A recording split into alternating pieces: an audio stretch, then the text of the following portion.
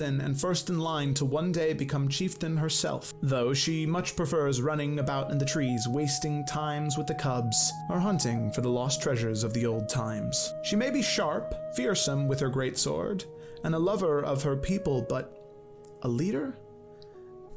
She wasn't quite sure that was what she wanted for herself. That decision was made for her, though, the day the men from the south arrived.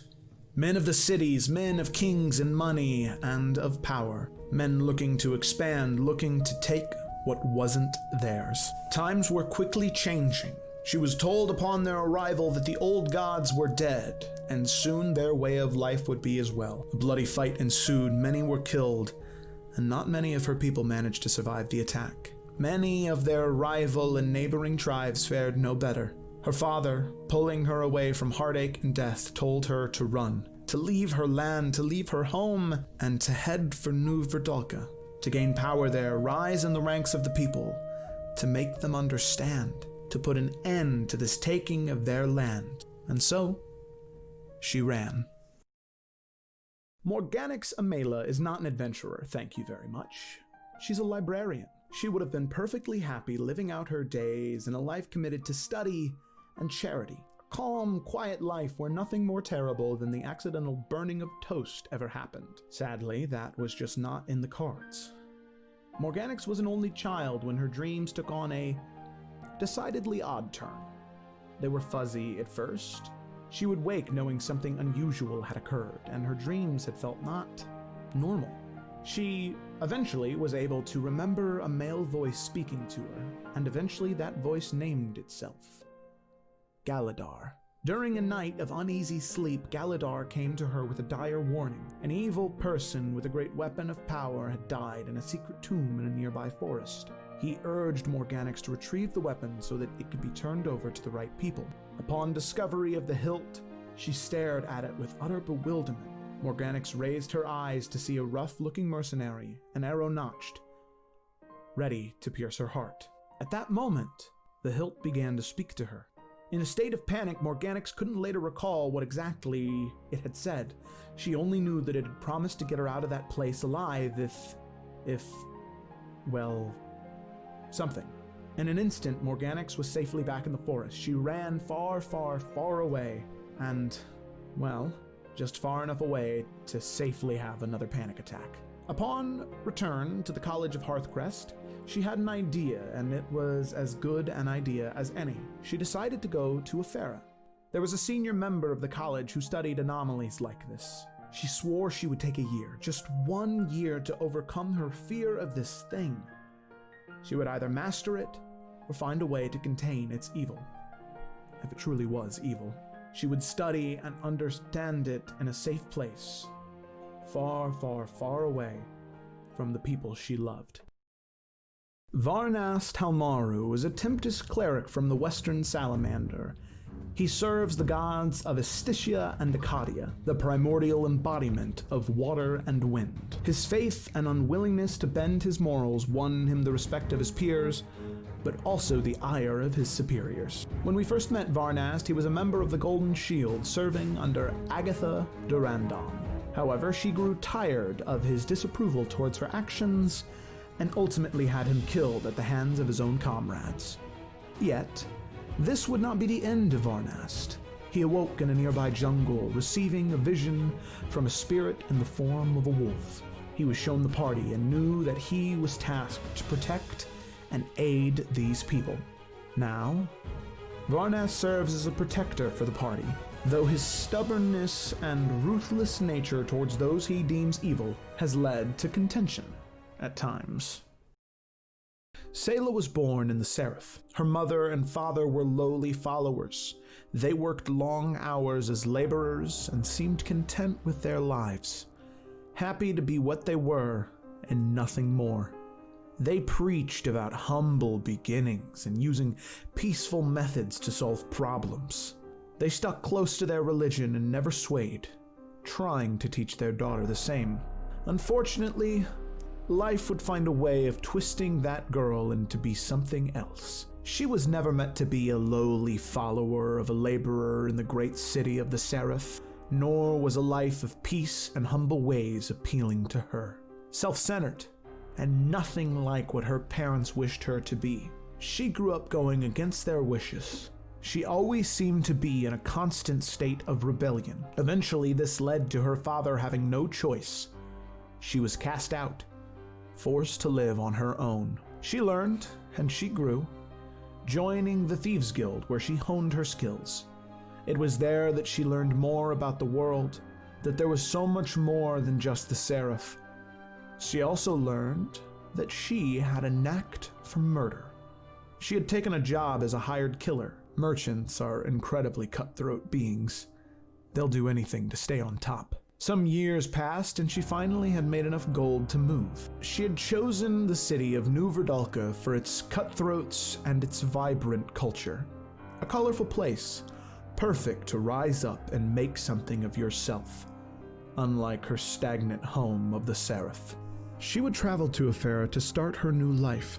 From there, she would hide what she was doing behind a treasure-hunting persona. She would take contracts on the side while hunting a fortune to boost her status. It was time to live and let the fun begin. Zamir Dragu, more affectionately known as Cyrus, is a wild magic tiefling sorcerer from the city of Sloshdet. Or, at least so he thought. Troubled by his lack of knowledge or memory of his gift of wild magic, Cyrus finds himself drinking to dull and suppress his innate magical abilities. Originally fleeing from New Verdalka from the city of Dragon's Bay, after seizing an opportunity during a gambling match and a wild magic accident. Cyrus has a checkered past with Duradine Dupree, who is now in pursuit of both the group and their current objective. While Cyrus is still his own biggest fan, he has found himself to care for his companions of happenstance. They stand by him after magical surges and learning details of his checkered and indulgent past. He hides most of his emotion through alcohol or a laugh, but can lash out through a wild magic, whether intentional or not. Now, Cyrus sees an opportunity not only to sever his tie to his past that still threatens him, but to potentially rewrite his past as a whole and find out who he really is and where his magic comes from. Alex Silverfoot is a native of Efera. Her people lived deep within the northern jungles, far from civilization and far from the burgeoning city of New Verdalka. Her people took pride in living off the land, communing with the spirits of the earth, and maintaining the ways of the old gods. Alec is the first daughter of the chieftain and first in line to one day become chieftain herself, though she much prefers running about in the trees, wasting times with the cubs, or hunting for the lost treasures of the old times. She may be sharp, fearsome with her greatsword, and a lover of her people, but a leader? She wasn't quite sure that was what she wanted for herself. That decision was made for her, though, the day the men from the south arrived. Men of the cities, men of kings and money and of power. Men looking to expand, looking to take what wasn't theirs. Times were quickly changing. She was told upon their arrival that the old gods were dead, and soon their way of life would be as well. A bloody fight ensued, many were killed, and not many of her people managed to survive the attack. Many of their rival and neighboring tribes fared no better. Her father, pulling her away from heartache and death, told her to run, to leave her land, to leave her home, and to head for New Verdalka, to gain power there, rise in the ranks of the people, to make them understand, to put an end to this taking of their land. And so, she ran. Morganix Amela is not an adventurer, thank you very much. She's a librarian. She would have been perfectly happy living out her days in a life committed to study and charity. A calm, quiet life where nothing more terrible than the accidental burning of toast ever happened. Sadly, that was just not in the cards. Morganix was an only child when her dreams took on a decidedly odd turn. They were fuzzy at first. She would wake knowing something unusual had occurred, and her dreams had felt not normal. She eventually was able to remember a male voice speaking to her, and eventually that voice named itself Galadar. During a night of uneasy sleep, Galadar came to her with a dire warning. An evil person with a great weapon of power had died in a secret tomb in a nearby forest. He urged Morganix to retrieve the weapon so that it could be turned over to the right people. Upon discovery of the hilt, she stared at it with utter bewilderment. Morganix raised her eyes to see a rough-looking mercenary, an arrow notched, ready to pierce her heart. At that moment, the hilt began to speak to her. In a state of panic, Morganix couldn't later recall. Mute and hello, welcome. Everything's unmuted. You can hear me. I can see you in the spiritual realm, not in the physical realm. Welcome to the Explorers of Efera. If you're here, it's good to have you. So we're gonna break things down a little bit differently this time around, where it says that Alec is here. Which, by the way, before we even get started, I'd like to give a shout out to Andy Romanchik for the wonderful character art that he has done for each one of the PCs. Yeah, like holy shit. Below me. So cute. I love it so much. We have from, I guess my left to right, which would be your right to your left. We have Alec with her Doggelin, which that is a, in the style of Avatar: The Last Airbender, that is a German Shepherd and a Pangolin combined into one animal. So majestic. Yeah, so majestic, so beautiful. Then we have Morganix. In front of her is her Hexblade, spectral and purple, very see-through. AKA that bitch. Yeah, she is that bitch indeed. Then we have Sayla, who sadly is not here, just like last week. Hopefully to see her in the next couple of weeks. But yeah, sadly not this week. Then we have Cyrus, which the character art you've seen before. Wonderful job, still amazing, still takes my breath away. And then finally we have Varnast Halmaru with his wonderful sword that I forget the name of already. Kijui, Kiki, It's a Killage. That salty boy. The village, that salty boy. So yeah, those are the wonderful character arts. The group art will be showing throughout the breaks that we take. And then also over in this direction, there we go, over this way. No, wait, wrong way. In this way. There we go, this direction. Woo, that was rough. We have a slideshow right there with the character stats, since they're a little obscured with how the art is set up down there, and a quote from each one of those players. That's not something they've said in game. I mean, some kind of. Like Cyrus's, I'm pretty sure he said that in game before. But all of the rest of them, it's just, if somebody asked you, why did you choose this life? Why did you become this adventurer? And that's their answer to it. It's good stuff. I am a big fan of them, and to use the art, it's awesome. So, art first. Andy Romanchik, amazing. Go check out his Instagram. a man. Which I will actually grab real quick to link in the chat, just in case you want to go check it out. I thoroughly recommend scrolling through as you are listening to the stream. Andy... It's real cute. It is so beautiful. Oh, look at that. They're both on there now. His, like... Yeah. Past I commented, and I'm like, I love it so much. They're so wonderful. Oh my gosh. It's great. It's great. So there's that. I thoroughly recommend going to check that out. He is well deserving of your love and affection. Let me just check something here real quick.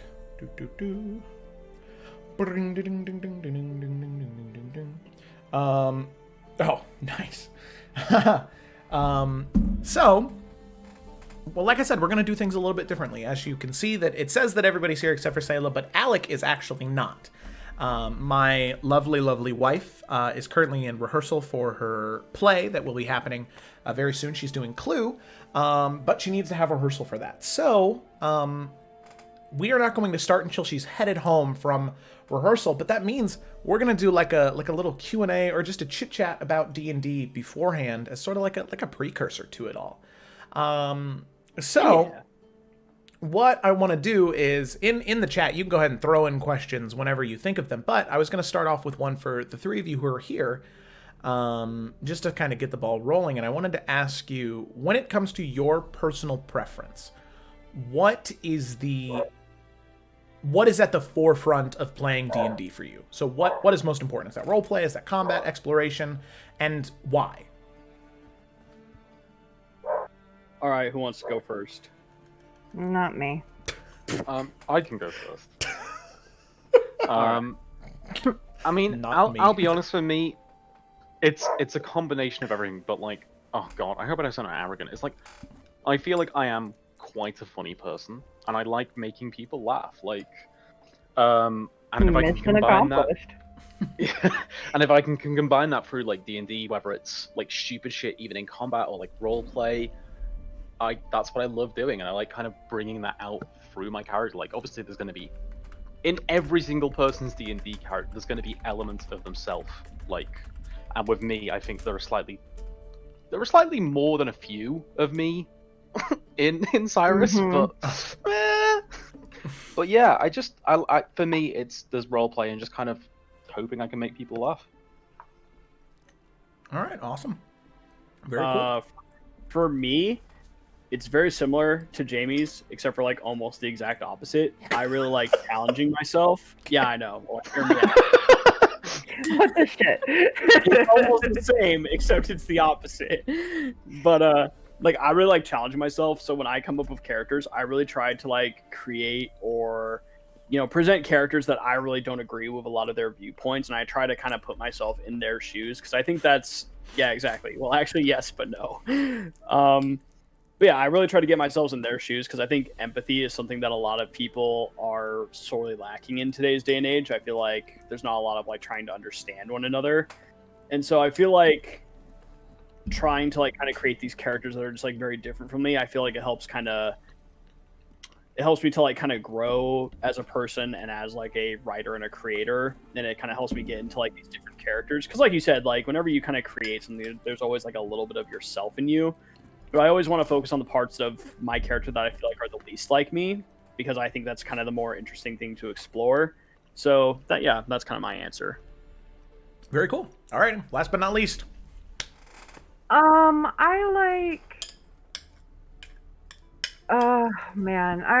been writing since I was a kid, and I really am in for the storytelling aspect, the world building, the character building, and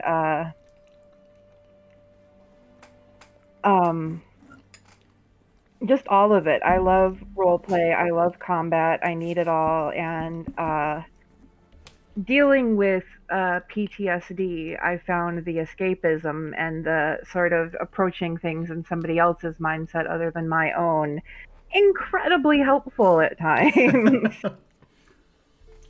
So yeah, I just like all elements of it. I like the escapism, I like the character building and the putting yourself in somebody else's shoes and viewpoint for a little while, the escapism, and I try to switch it up and never play the similar character twice in a row.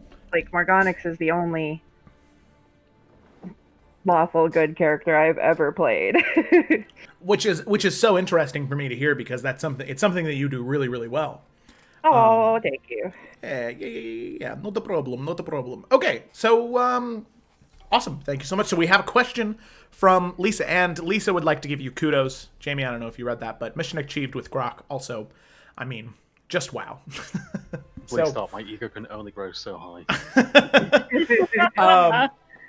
Oh, yeah. So she also did ask a question, and I think this one's really interesting, especially considering one Hexblade Warlock in the group. What has changed most about your character since you first started playing them?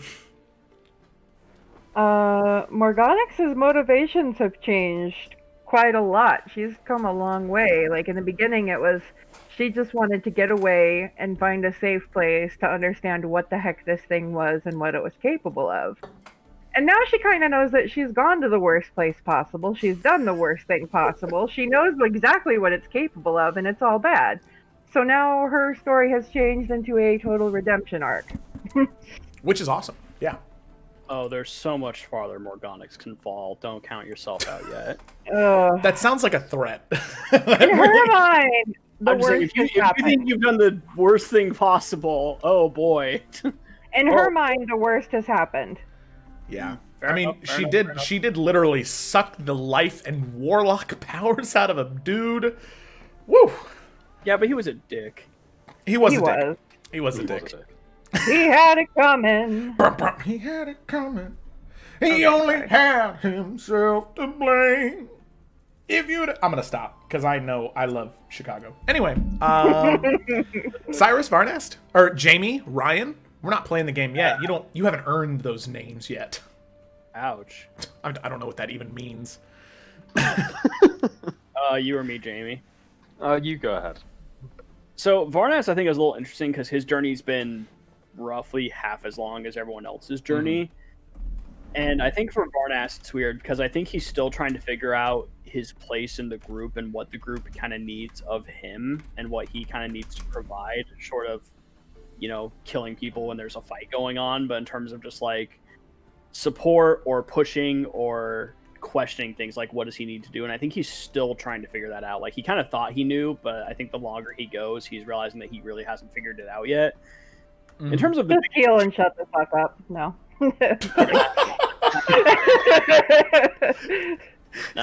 This is why no one plays clerics. Anyways. So abused. I was kidding. That's going on the quote wall. Shut up and heal. LS all clerics. Just get the clickbait going. Anyways.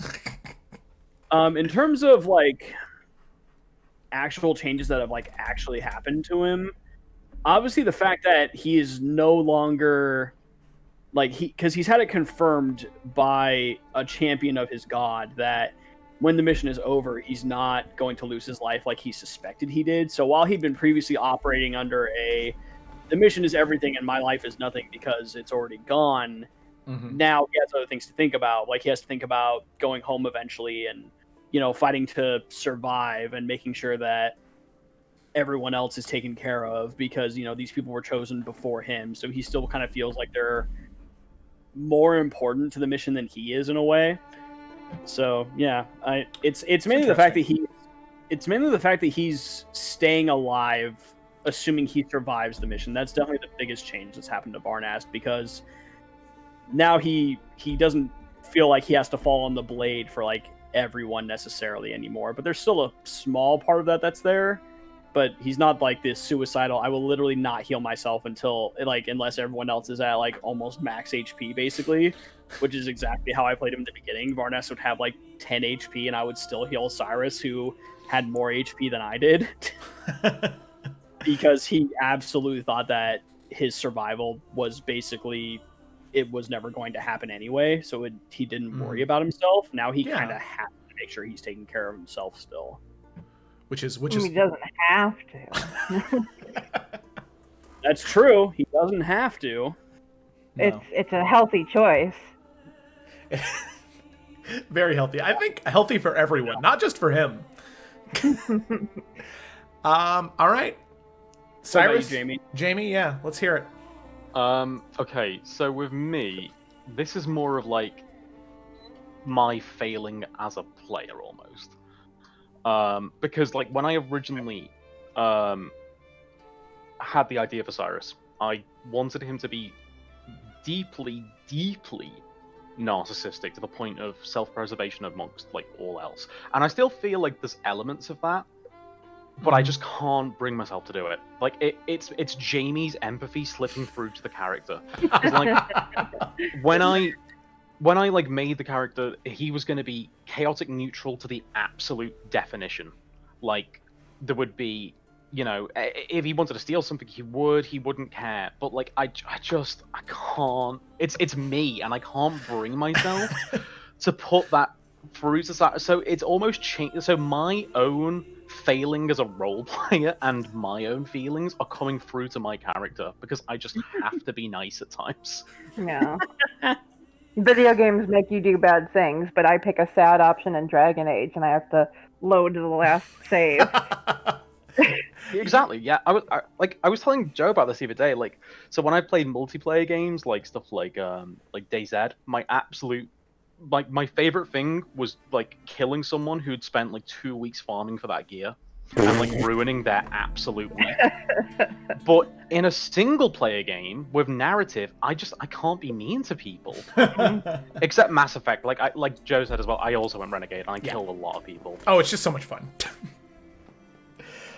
Okay. But, yeah, it's my empathy that kind of I struggle with.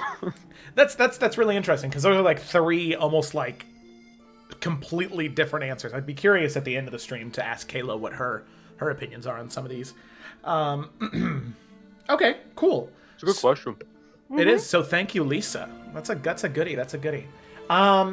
So I do want to ask, this is more of a personal thing as opposed to like in game, but obviously, you know, all of us have, I mean, I think all of us have known each other now for almost 8 months, 7-8 months, minus Ryan, who we've known for 4 months.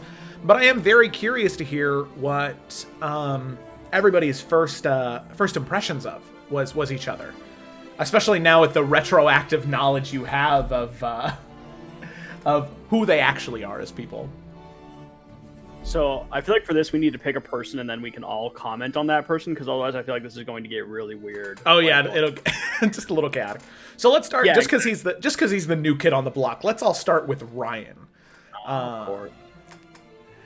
I guess I'll start because I've just been asking questions. I haven't said anything yet. I will say, Ryan, I think that my first impression of you was, well, I'm the person who's known you the longest because you were messaging me for the application for the game, and I remember I was in between you and John, and it was the stupidest mistake I've ever made. But I remember you being so nice, and honestly, the thing that sold me on like how genuine of a person you were was even after it was over, like even after the application process was over and we had been playing for 2.5-3 months, you messaged me and you said, "Hey Joe, I just wanted to see how the campaign was going. It sounded really interesting, and I'm genuinely interested." And then I was like, "Oh yeah, I'm actually recording it and uploading it to YouTube." And you were like, "Oh yeah, I'll watch it." And then you started to watch it and send me messages about it, and I was like, wait a minute, this guy's genuinely nice. Like I remember when Joe told us this. I said, I joked about it. I said, he's playing the long game. He wants that invite.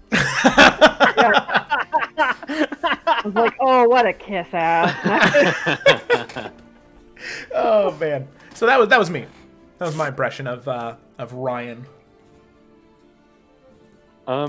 Yeah, I mean, again, you seemed super like open just about everything. Because I remember like you were super cautious to not step on any toes, especially because obviously the last play we had was so shit. You were like super cautious, being like, "Look, you know, genuinely, I don't want to step on toes here. You know, if it's not you know, a fit for you guys, I can be there as a guest character." It was like you were just super open and like warm about the whole thing. And again, I think it was so good because again, like I said, we dealt with just a fucking tornado before you, and it was just, it was such a nice difference to have just like a mature level playing field again. It's like, oh yes, please. So yeah, honestly, my first impressions were just great because again, you would. And it was also like another thing that I loved. You didn't just like build your character. You built the character around also what the group kind of really needed, but you made the character around that. Which I'll be honest, I'm too selfish of a person to do that. Like I can't do that. If someone said like, "Oh yeah, we need like a wizard," I'd be like, "I don't want to play a wizard." And just to be clear, like I did ask Joe, like, "Hey, what does the party need?" And I'm not gonna lie. I know. Well, part of me was like, if I provide something they need, maybe they'll be more likely to let me stick around.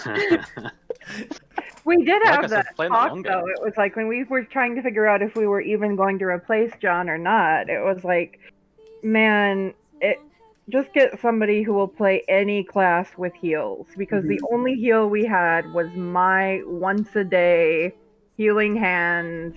Like, at that point, I think it was like for 4 points. It's like 4 points, yeah. Like, I didn't give a shit if it was a ranger with like 1 cure wounds, like anything. So we were all very happy that it was going to be a cleric.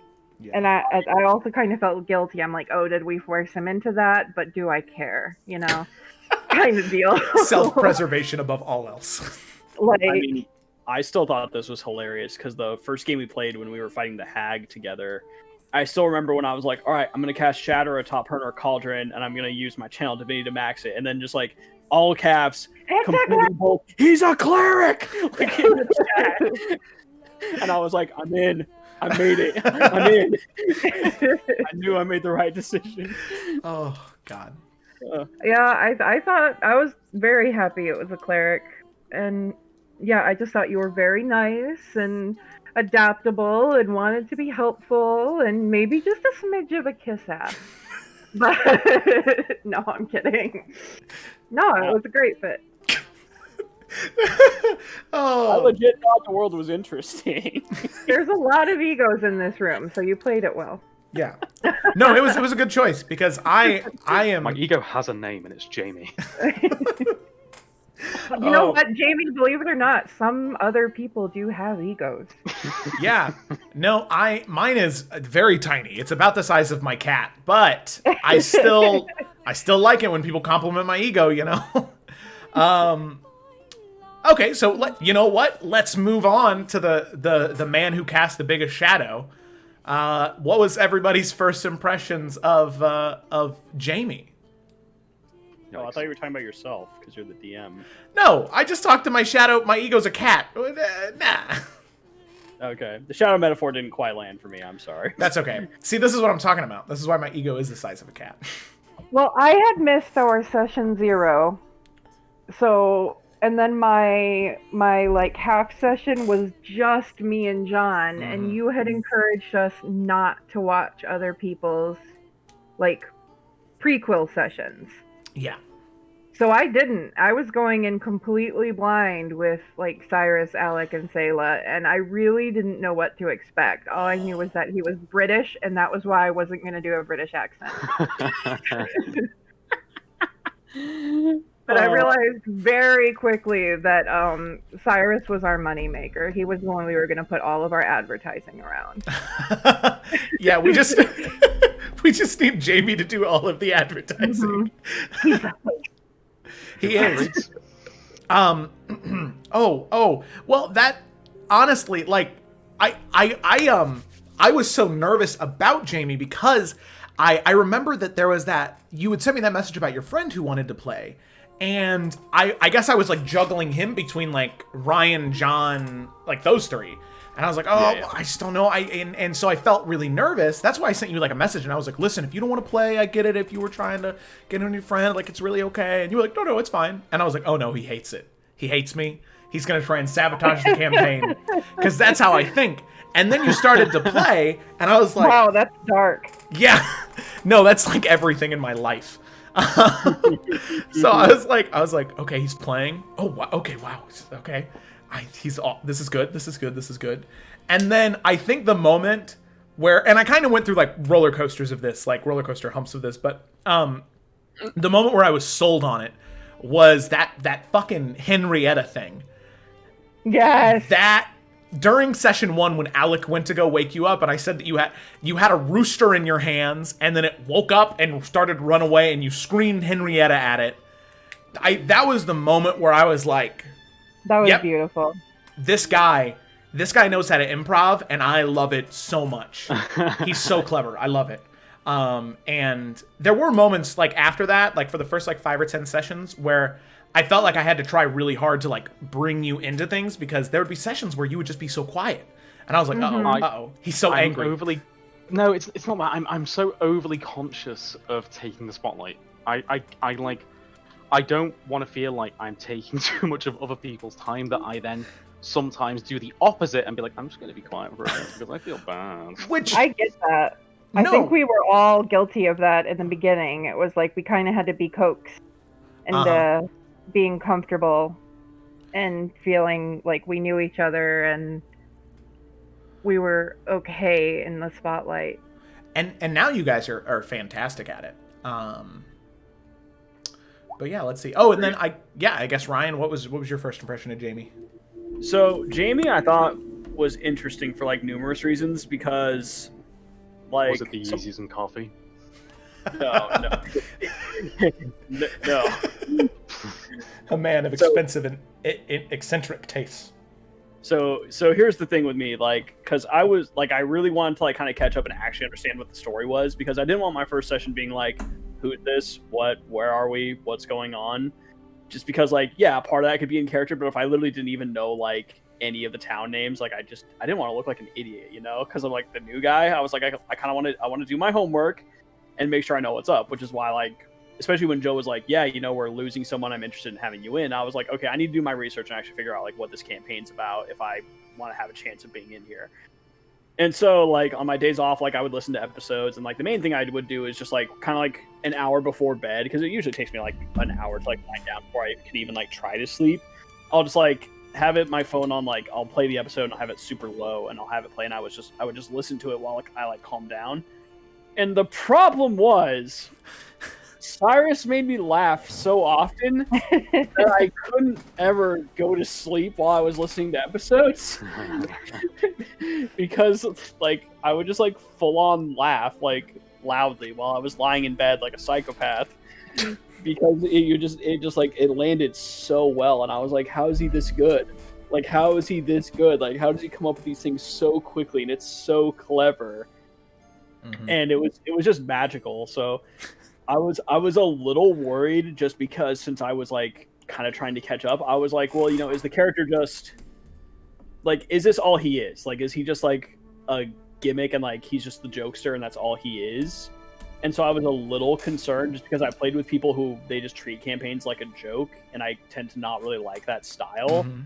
But I very quickly figured out that was not how you played the game either, and Cyrus has become an immensely layered character. I think I said it best. I was like, I've learned the most about Cyrus, but Cyrus is the character I still understand the least. And I love that. I think that's great. Like that, you know, I think you know that that's not an insult in any way. I think that's amazing that I can say that about that character. Yeah. Because I can't really think of a character like Cyrus I've seen before, and I can't really think of a better compliment to give than that. Yeah, it's hedonism bot with a really tragic backstory. Oh, yeah. Which is great. Yeah, that was a very long roundabout answer, but I think you... That's okay. Well, Ryan's, I think, is the most interesting of the first impressions to hear, because, like, he didn't talk to anybody first. He listened to 12 hours of D&D or something crazy like that, even more, before he even met all of you in person. That's crazy to me. That's so weird. Not in a bad way. Yeah, definitely. But like it's an interesting way to have a first impression on somebody, and you know, it's like watching a YouTube video and then meeting that person. Like, whoa, I thought you only lived on the big screen there, buddy. It's almost like just seeing someone's kind of like character in like a show, and then when you meet the actor, it's like, oh, you're a completely different person. Yeah, exactly. All right, first impressions of LS. What were those? So, for me, LS was really nice, but like I think I can't. Okay, correct me if I'm wrong. Are you quite shy normally? Yeah, well, kind of. In groups, I can be. Because like this was the thing. So like you were really good and really sweet, but it was like this is one of the reasons, and I'm not blaming anyone, but it was like this is one of the reasons why I was kind of more quiet, because I was like, oh, I need like. Because I'm not a shy person.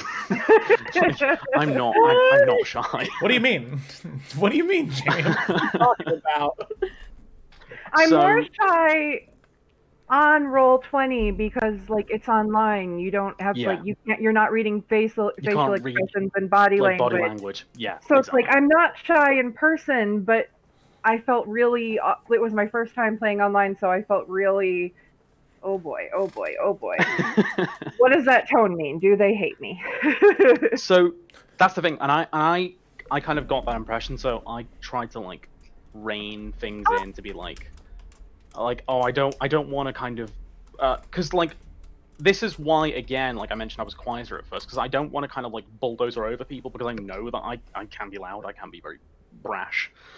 So I kind of just like, I was like, oh, she's so good, but I want to like make sure everyone else can have their moments. So yeah, I kind of I got the impression that you were quite shy, at least at first, but then like that went very soon, to be honest. Like I think within like a couple of sessions it was like just normal. Cool. I mean, because even straight away it was like John was like, and you'd be like, "Shut up, child," in character, but like it was like, "Shush now." Your aggression towards they're talking. Oh yeah, those were always fantastic moments. So I think that for me, it was generally the same thing. However, I was really nervous because you were the second person that I messaged. Wait a second. Hello. Sorry, I thought I saw that my video was off. You were the second person that I messaged. And the first person that I messaged was a different girl named Sarah. And I messaged her, and she was kind of nice, and she had a weird character idea. And then I started inviting people to the game. And she sent me this really, really long message about how dare I, and not tell her that the game was actually happening and that it was already over. Wait, what? Yeah, and she started messaging me like all of this crazy aggressive stuff. And it was like right after she sent me all of that, you applied to the thing because you were one of the last people to apply. And it was and I thought I had missed it. Like, honestly, I'm like, it's so late. Like, I'm never going to get in, but I'm a history nerd, and this sounds so fun. I'm going to throw my hat in there anyway. And I was reading that, and I was like, okay, please do not be like that Sarah girl, because that was terrible. So I sent you a message, and then you sent me one back, and I was like, okay, this is good. And then I think we talked back and forth, and I remember just being like, okay, this person will not at least do that. Like, I don't know anything else about them, but they seem like they won't do that. And then I remember feeling really awkward because you weren't able to make it to the session 0.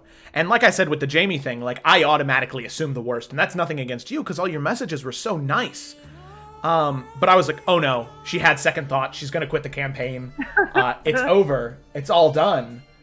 And then you showed up for the session 0.5, and it was just like, it was fireworks, because the way that you interacted with John, who in session 0.5 I could tell was going to be kind of a loose cannon, but the way you interacted with him and the way you interacted with Duncan and the small bits of roleplay we did with Duncan, I was like, oh my gosh, yes, queen. Like, I was snapping to myself because I just remember. Oh, sorry. No, I just fell so in love with, for one, the character concept.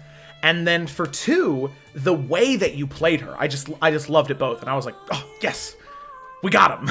We got a good one. I was just so desperate to get in on that application page. I think I pitched like 3 or 4. It was like You did throwing dirty underpants at the wall to see what sticks. Like, come on, just let me in there. Wait, what was that? What was that metaphor you just used? You never heard that? Throwing dirty underpants against the wall to see if they stick? I've heard of spaghetti. Never heard that. Like, as a cooking technique. No. That's how you found out if you could rewear underpants as a kid. If they stuck, they had to go in the laundry. What? I mean, maybe not like a 13-year-old boy. That would snap in half like a. Oh, all right. Oh, gosh. Alrighty, well, what was everybody else's impressions of... Wait, did everybody else go? No. Okay, yeah, alright. Go, Ryan. So real quick, can I do a quick like side story? Just kind of jumping off what Morgonic said. So the funny thing is that I also applied originally as a Hexblade Warlock. Neener. Yeah, I know, right? And the ironic thing is that he was actually going to be very similar in personality to Cyrus. That was like the original like idea. I mean, like, I'm not going into like all that detail because a lot of it was going to be based around obviously like the world and like stuff I worked on with Joe, but he was very much not going to be a serious character, like complete 180 of Varnast. He was going to be like this complete joke, but like in a good way, a controlled joke. But yeah, anyways. So Morgonix is an interesting one for me. I mean, LS, sorry. But because Were you like, also going to be an ASMR? ASMR? yeah, he was going to be an ASMR too. Yeah. It's funny. And Joe always says like, oh yeah, I know you would have been willing to change character. That's not why I didn't pick you. And I'm like, bullshit, that's why you didn't pick me. The exact same character that someone else got. I'm kidding, I believe Joe. But so with LS, it was funny because my immediate like first reaction was I thought she'd be like one of my least favorites, because like the moment that Al showed up, I just started to not like him. And granted, part of that was because like Joe told me what was going on, so I feel like I saw even like the early warning signs, and like it seemed like it was like worse because I knew the end result in a way, if that makes sense. Like you had the spoiler, so you got to see the descent into madness. Oh, yeah, God. like I couldn't just like write it off as a one-off because I knew, so I was like, this fucking guy, you know. If he ever watches this, I'm gonna be really sad. The story of my dislike for Al is obviously not as strong as yours, but it was so concentrated because I listened to so many episodes in a row so quickly. But anyways, and so the thing is, when I first started and I saw that like Morganix and Al kind of had like their companionship or whatever, I was like, fuck, like she's gonna be an enabler, like they're gonna have to like be like fake buddy. But then like seeing how you actually handled him, I was like, oh yeah, this girl's cool. Like she knows what's going on. She knows how to play to like where the story makes sense, but it also knows how to be like, hey, be quiet. You don't fuck with librarians, okay? It's true. No, they're so used to shushing kids. Mm-hmm. But yeah, so not a particularly like in-depth answer, but yeah, just like I was very concerned at first, but from like the end of like session like 1 and 2, I was like, oh yeah, no, like yeah, she's cool, like it's gonna be good. And obviously I knew you were still around, so it wasn't like you two like joined together or anything like that. But just because like you were kind of attached to Al in the very beginning, I was just like, ugh. Like, I was worried, like, that was going to affect your character, and it really didn't. Mm-hmm. Well, I had been told before the game started that his mother had asked me to watch after him, but not to tell anybody. It was a secret. So I kind of, I was babysitting, and I wanted to keep him safe, while slowly coming to the behind-the-scenes realization of, I think this child is a sociopath.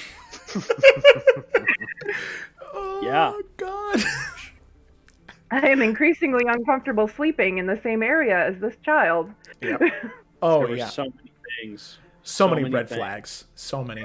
Oh, gosh. Alrighty. Did everybody go? I think so. Yeah, that was everyone on LS. All right. I have warm fuzzies. Oh, yay. Okay, so let's move on then. So then, let's see. Oh, I had a question. What was it? Somebody tell me what my question was that I was going to ask. You like Talking me? about coffee. Checkbox yes or checkbox no? Oh, well, it's not the question that I was going to... Oh, I remember the question, but I also thought of this. Oh, there we go. Okay, but real quick, I do just want to hear, because she did ask, and that was very similar to the question that I was going to ask. So Lisa, we're on the same wave frequency that spans oceans, which is awesome. I was going to ask, just because, even though she's not here, she can still, you guys can still say them out into the ether. So first impressions on Kayla, and then, yeah. Okay, I'm gonna answer this one real quick because we're all friends here, so it's fine. I was really worried at first because I've played games where like the DM is campaigning with his wife, and I absolutely feel like the wife gets special treatment.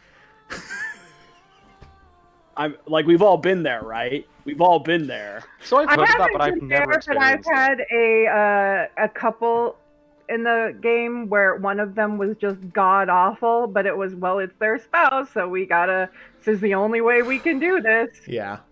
Like DM's wife, and she's just like awful and not into it at all, but this is their date night. Oh. But yeah, so like, I was really worried because like I was worried that like Joe was gonna set up the campaign to where like Alec was like the main character, or like she was the hero, which like ironically, I do feel like Alec is like immensely important to the campaign, but at the same time, I believe we all are. I believe that Alec's role is a little bit more defined, but I still believe that if Alec like dies and like we can't bring her back, I still absolutely believe that like the campaign could continue and like the story would find a way to work. Yeah. And like there's been times where like Kayla has asked Joe stuff, and Joe's like, nah, you're stretching too far, and like he stands by like what he believes the rules are, and I respect that because I've seen DMs who absolutely will just be like, can I do this? And in my head I'm like, that's some bullshit, and you know it. He's like, yeah, roll for it, and she rolls like a 12, and he's like, yeah, you do it. I'm like, what the fuck? Like, there's no way. It's really, on that subject, I just want to say, sometimes after the game, Kayla is like, why do you target me so much? Oh my goodness. she's like, sometimes I feel like you go out of your way to not give me special treatment, that I feel like in combat people are always focusing on me. a barbarian that like rips people in half and wears their like hearts and blood. Well, think you they know. wouldn't be targeting you? I don't ever think she really means it, but it's just really funny to me. Because sometimes I do think I'm a little bit more rough on her than I am some of you other people. you other people killed me in session 0. What do you mean? Hey, You literally killed me. yeah. And I would also like to say that I oh shoot, what was I gonna say? It's gone. No. Never mind, it's gone. Sorry. Move on. My first impression of Alec in my session 0.5, there had been this like in the background NPC chick who like straight up attacked this dude, and we're like, oh, walk away slowly, and she was really hardcore. And then it turns out to be Kayla's character, and Kayla has this sweet, delicate, soft voice, and I'm like, how the fuck? I'm like, is this chick capable of playing a barbarian? And then she's like, I will wear their blood as my like golden star, and I'm like, yeah, okay, she's fine. Yep, turns the guy into a Pez dispenser. Sure, yeah. Yeah. So, Literally cleave a guy in half. Yeah. I reckon- Okay, yes. She knows what she's about. I recommend playing D&D with your wife and tell her to play a barbarian, because you'll learn new things about your spouse that you never thought. There are dark parts in your spouse that you never thought were possible. But she's so sweet and soft-spoken, and I'm like, how? How? Mm. And then we get into combat, and I'm like, oh, there it is. Oh, yep. Oh, that's right. Ah, yes. Be right Well, back. Okay. What about But, you, Jamie? Yeah, just to kind of like echo it, like, because I did my session 0 with Kayla and Sarah, and it was like, I like, again, I didn't kind of want to like brush over people, and like again, like Kayla was so sweet, and it's just this like LS and Ryan says like, I will wear your fucking blood. It's like, oh shit, okay. But like that's the thing, like Kayla like is the complete opposite. I know she likes like her wrestling and shit, but like it was just the complete opposite. I was like, oh shit, I was not expecting that. And yeah, like I kind of like I love how she's playing like Alec, which is like this kind of destined to lead, but like incredibly reluctant to do so, and she's playing the part like super well. I mean, oh, sorry, go ahead. No, go ahead. Well, I was gonna say like this is just I think most people figured it out, and if not, it's not like a really big spoiler thing. But like, yeah, her kind of feeling like she doesn't like deserve to lead is another reason that Alec has not shared that he believes that Logan Silverfoot is dead, because he knows that like the moment she finds that out, like there's so much more on Alec's plate that she's A nuke is gonna go off. Oh yeah. Oh yeah. I mean, just think about like even just being in New Efera, like we had to kind of be like, okay, baby steps. Let's walk away. Don't look this way. Look to the left. We'll keep looking to the left. You are Dude, not. the hard ass was like, you literally just need to dress up and like play it cool, and like she got so mad, and it's like, this is the point I'm trying to make. Oh man. All right. Well, I guess if she's not already in her car listening, Oh, hi, Kayla. Love you. maybe. I don't know if she is. She might not be.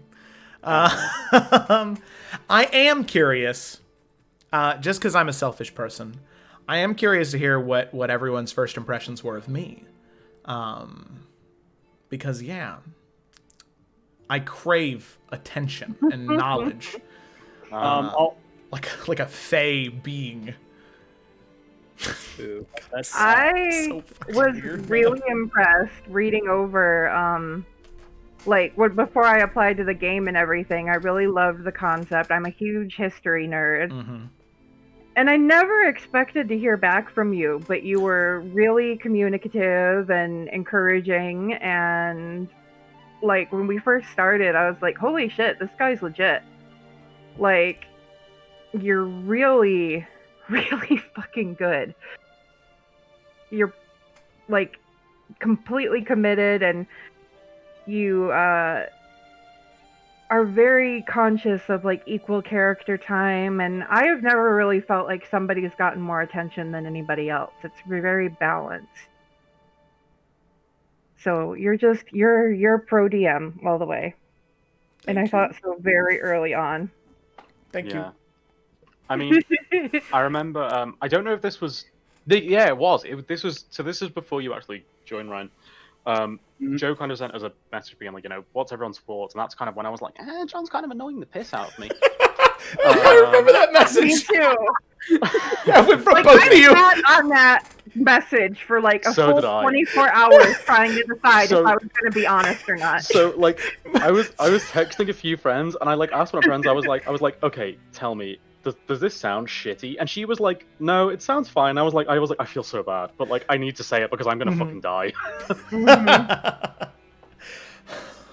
And it was coming right out of a session where I'd almost snapped and just started chewing him out OOC. Yeah, that was the one where Sayla revealed that she was like actually there from invisibility, and John was like, "Oh, Jalissa, we've got a thing," and oh god, because there were a couple. There was a couple. I think there was.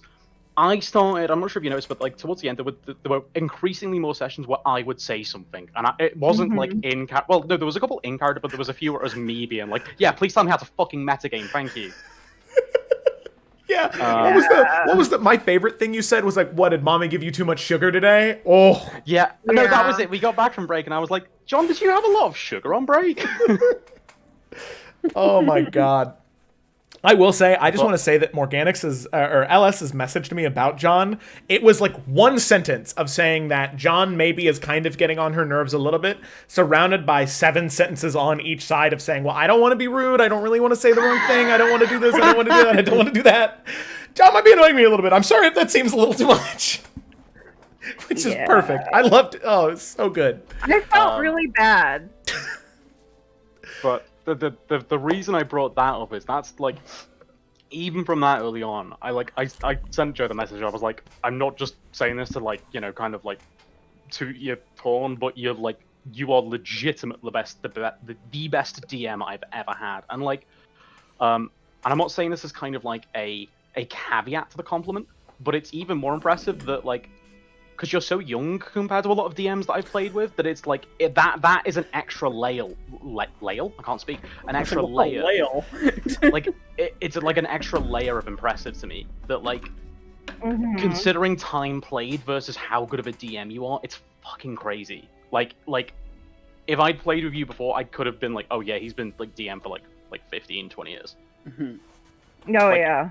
Like, and the other thing as well is like, a lot of DMs that do kind of homebrew, like they struggle in certain areas, but like it's been consistently getting stronger every single time. And it's not just like in our campaign; it's in all 3 campaigns, and it just keeps getting better.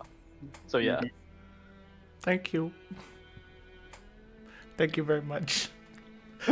Sorry, I don't know.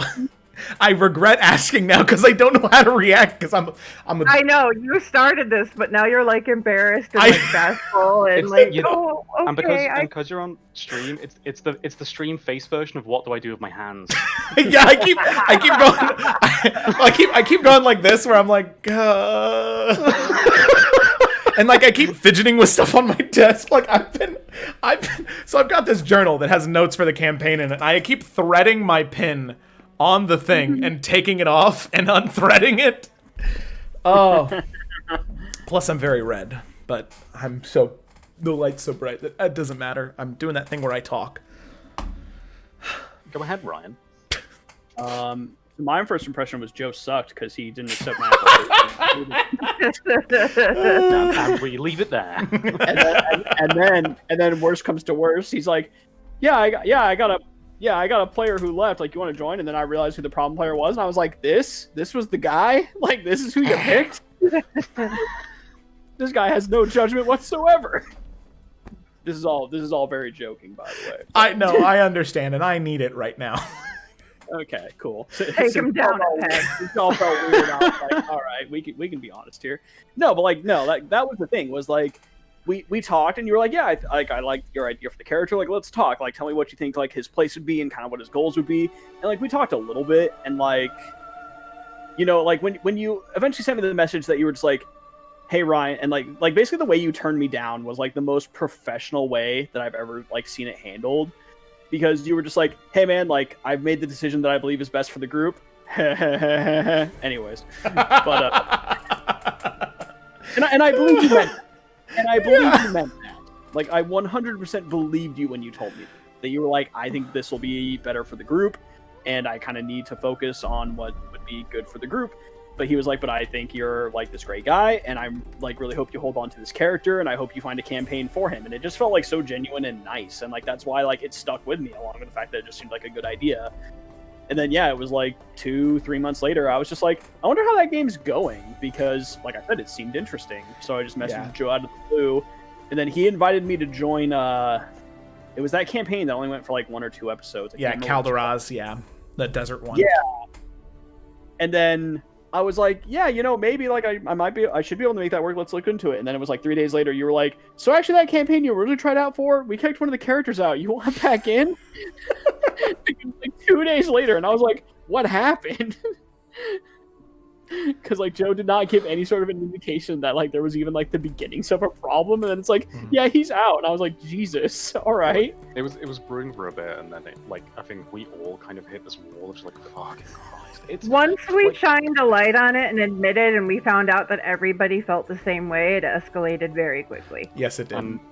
The problem was as well, like it felt like even when it wasn't happening, we were all like in this weird apprehensive mood where we were waiting for it to happen. It was like, well, it's not happening now, but what about in 10 minutes? And it was putting everyone on edge. Yeah, it's kind of like when you have like that coworker that like just does enough to not get fired, but you know he's like shit, and you're just waiting. You're like, one of these days you're gonna get caught. Like one of these days you're gonna do something that they have to fire you over, and then when he leaves, you're all just like, bye. I'm gonna give a perfect metaphor because it's happened to me just this evening. It's like when you have that popcorn kernel, and it's like, I just want to get rid of that. It's like stuck in the back tooth. Yeah, and then it's gone, and it's like, oh, this is bliss. What was my life before? All right, real quick, since I just answered that question, can I jump back to LS for a second? Oh, of course, yeah. So the thing that like, because like you all seemed really nice and like interesting, because obviously like when I re-listened to the campaign, part of it was also me kind of testing you guys out and being like, am I gonna like these people, or is there gonna be a problem? You know, because kind of like we all talked about, like we all kind of needed to get along, and like you never know, but I feel like you can get an idea, especially if it's someone who's clearly like, oh my god, I'm going to murder this person. Then like there would be no point in doing the campaign. And yeah, like I was really nervous for you guys because I could totally understand like why you'd be nervous to have a new player, because it's like, well, our last guy like sucked balls, so like that's why I was always just like, yeah, you know, if you guys aren't feeling it, like there's no offense taken, because like I don't want to be the guy that like ruins a campaign, or like, you know, you guys were like pressured into accepting someone. But like at the end of the first episode, I remember I made a comment where I was like I said something and you guys were like, no, like you're great, like we think you're doing really well. And I was like, cool, well, I like, thank you. I just didn't want to ruin your campaign. And LS immediately wrote, well, it's our campaign now. And you have no idea how much that meant. Oh, I don't even remember that. Yeah, it was like immediately you said that. Well, it's our campaign now. And like, I immediately felt like so welcomed, even for just talking to you guys for like the 2 or 3 hours we played that day. Like, it meant so much to me because I had no idea if it was going to work, you know? Sometimes you join a game and it just doesn't work. Like, no one's wrong, it just doesn't work. So, yeah. Okay. Sorry, I just thought about that and wanted to jump back. No, that's okay. That's okay. Okay, so then what we'll do now is hopefully Kayla will be done with rehearsal any minute now. She typically gets done at 5. So that's only 7 minutes away. So what we're going to do is we're going to do a lightning round, all right? So for all 4 of us, we'll go back up to Lisa's question up at the top here. That was a very good question. Most impactful moment of the campaign so far. So I'm going to give everybody a couple minutes to think. And I'm going to say what I think has been the most impactful moment on the campaign so far. So for those of you watching, I'm going to give you a quick crash course on how to vamp as a DM, just in case you need that lesson. Okay. So I think that there have been a lot of really important moments that have happened in the campaign. and it's really difficult for me to pick just one. I think that between all of the different arcs that we've had so far and all of the different wonderful, beautiful character moments that we've had so far, there have been so many different things. But I think the thing that really was one of the most impactful moments was when the party had the choice between staying and assassinating the Governado and probably Duradin Dupree, or they could have gone to the temple to find Barallo's grave and try and beat Charles Windren there. And that moment was such a big tipping point, because they didn't know it at the time that there was going to be an all-out goddamn civil war. But they made that choice. And either one would have drastically changed, because if they hadn't gone to the temple, they would have been fighting in the Civil War, and they would have been fighting inside the city of Efera like fucking Les Mis, where it's like 7 days of, well, not exactly like Les Mis, but where they would have been fighting for 7 days inside the city, a revolutionary war inside of one city. And if they would have won there, I mean, the revolution would have practically been over, a week after it had started. But they weren't there. Instead, they were arguably doing something more important by making sure that Red Wedding, anyone? They were doing something much more important for the people of Efera, not the colonists and the people, but for the people of Efera and for the world, making sure that the Tarkirian Trading Company couldn't get any more information on the lost city of Nibiru. So was it the right choice? It was a choice, and it was a fucking awesome choice. The thing is, at the time, I didn't feel like it was a choice. I felt like it was so obvious that there was really only one option. I mean, Here's the thing. Like, Joe clearly had that prepared, but I feel like because of our actions, because we didn't figure out about it until after the whole, like, Brez, Dara, like, Silence, Ox situation. And so for me, I was like, there's no way we're going to pull that off when they know we're here. Like, there's no way that we could do it. I mean, yes, according to the dice, we could have, but, like, as characters, I was like, there's no way that we would even consider this. Or at least that's how I felt at the time. Yeah. And that makes total sense. I tried to make it as obvious as possible that it's something you could have done, because, right, I gave you the disguises and the rings of Alter Self. No, Alec would have killed us. Yeah, exactly. And that's you guys being good companions. So that was my most impactful moment, because that's the thing that has shaped the rest of the campaign for at least the next 10 to 15 sessions. There you go. There's mine. I didn't have one at the beginning. That's why I was vamping. Sure. Most important to Morgonix as a character, there have been two. And one was when she lost her angelic guide very friggin' early on, and it totally threw me on my side of, oh my god, this changes everything. And finding out who her patron is and that she's given her way too much power, it's completely changed her. Like, when we got the art, I was like, oh, well, someday Morgonix will smile again, but she is not there right now. In Morgonix's defense, we've all been hit with just, like, bad situation after bad situation after bad situation. Like, things have not been going... I would say things have not been going well for us. Yeah. I think that one question that I have is just on that subject, just because I thought about it. I mean, I'm sure that she's probably having some very weird feelings right now because her angelic guide said, you can trust her. Yeah. And then she's like the former queen of the succubi, but why is she the former queen? I don't know. Yeah, she's questioning everything. Like, everything she knew to be true coming into this is actually not. So she's from someone who thought she had it all figured out and was going to have a very happy life working in the library for the rest of her life and doing little acts of kindness and charity, and to where she's come. Yeah. Those are the two big turn breaker moments of, oh, I can never go back. I will also say that apparently you have nothing to worry about, because Kev Wild in chat said you can definitely trust her. Oh, yeah, for sure. Okay. All right. Cyrus, what have been the two most impactful moments on the campaign for you? Or most impactful moment on the campaign for you? Yeah, I did too, sorry. I I think one for your character So- overall is fair. So I mean, I hate to say it because it was so recent, but I honestly think it was this like trial by combat, like That was insane. because it was. I mean, not only was it kind of just completely fucking up all of Joe's plans, and I'll be honest, like I didn't think even I or Cyrus was gonna do that, but it just kind of like. I don't know. It was both the character and my reaction when he was counting down for those prisoners, and no one really knew what to do. It was at that point I was like, "Fuck it, I'll try something." And Respect. what? Question It was mark? beautiful. Question mark. I was Um, saying before Joe got here and before we went live that like the next time we level, Cyrus is gonna level twice just for that friggin' combat.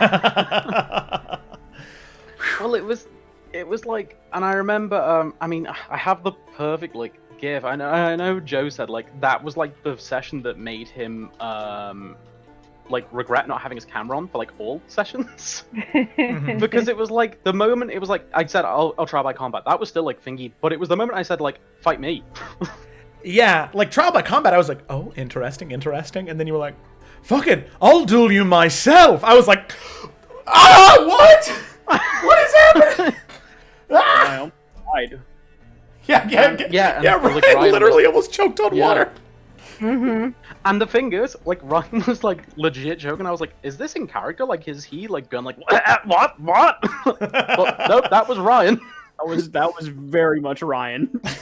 Unable to believe that you had just done that when there were Yeah. lives on the line. So I was like, oh.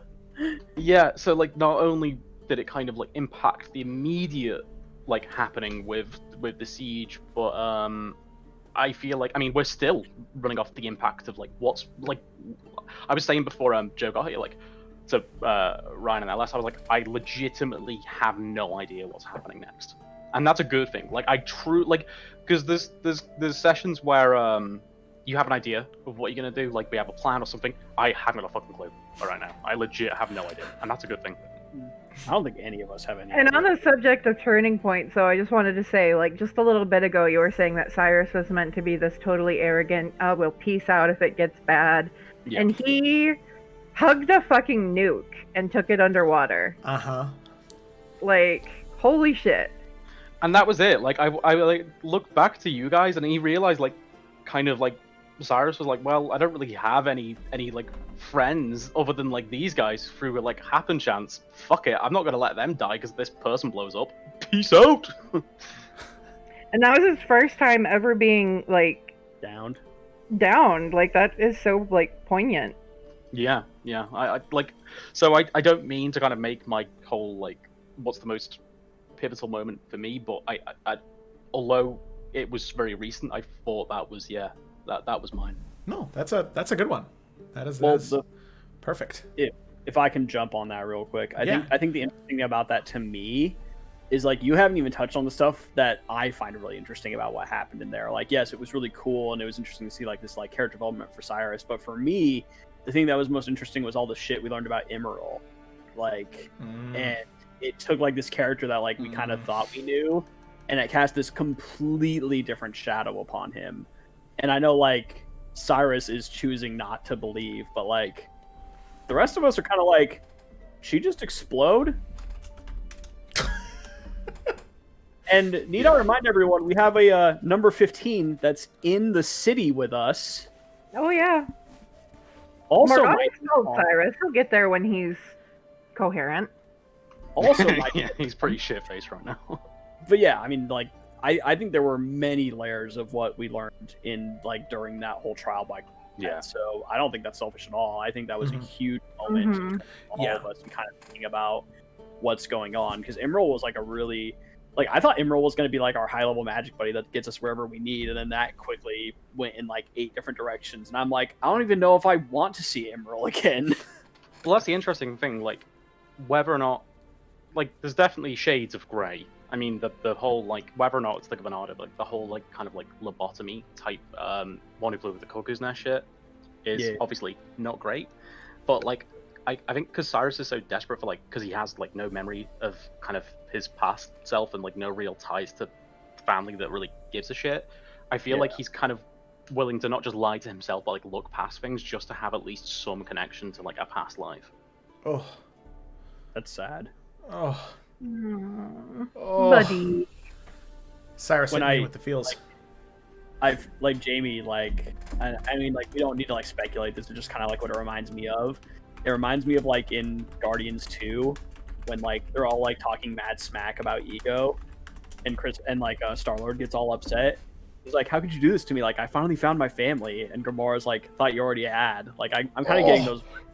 Yeah, yeah, that's actually pretty accurate, to be honest. Yeah. Right in the feels. God, kill me. So yeah. So is that both the moment and the campaign as a whole that you're picking? I mean, you Yes. can pick the same one. I don't care. It's for that it is kind of both of mine.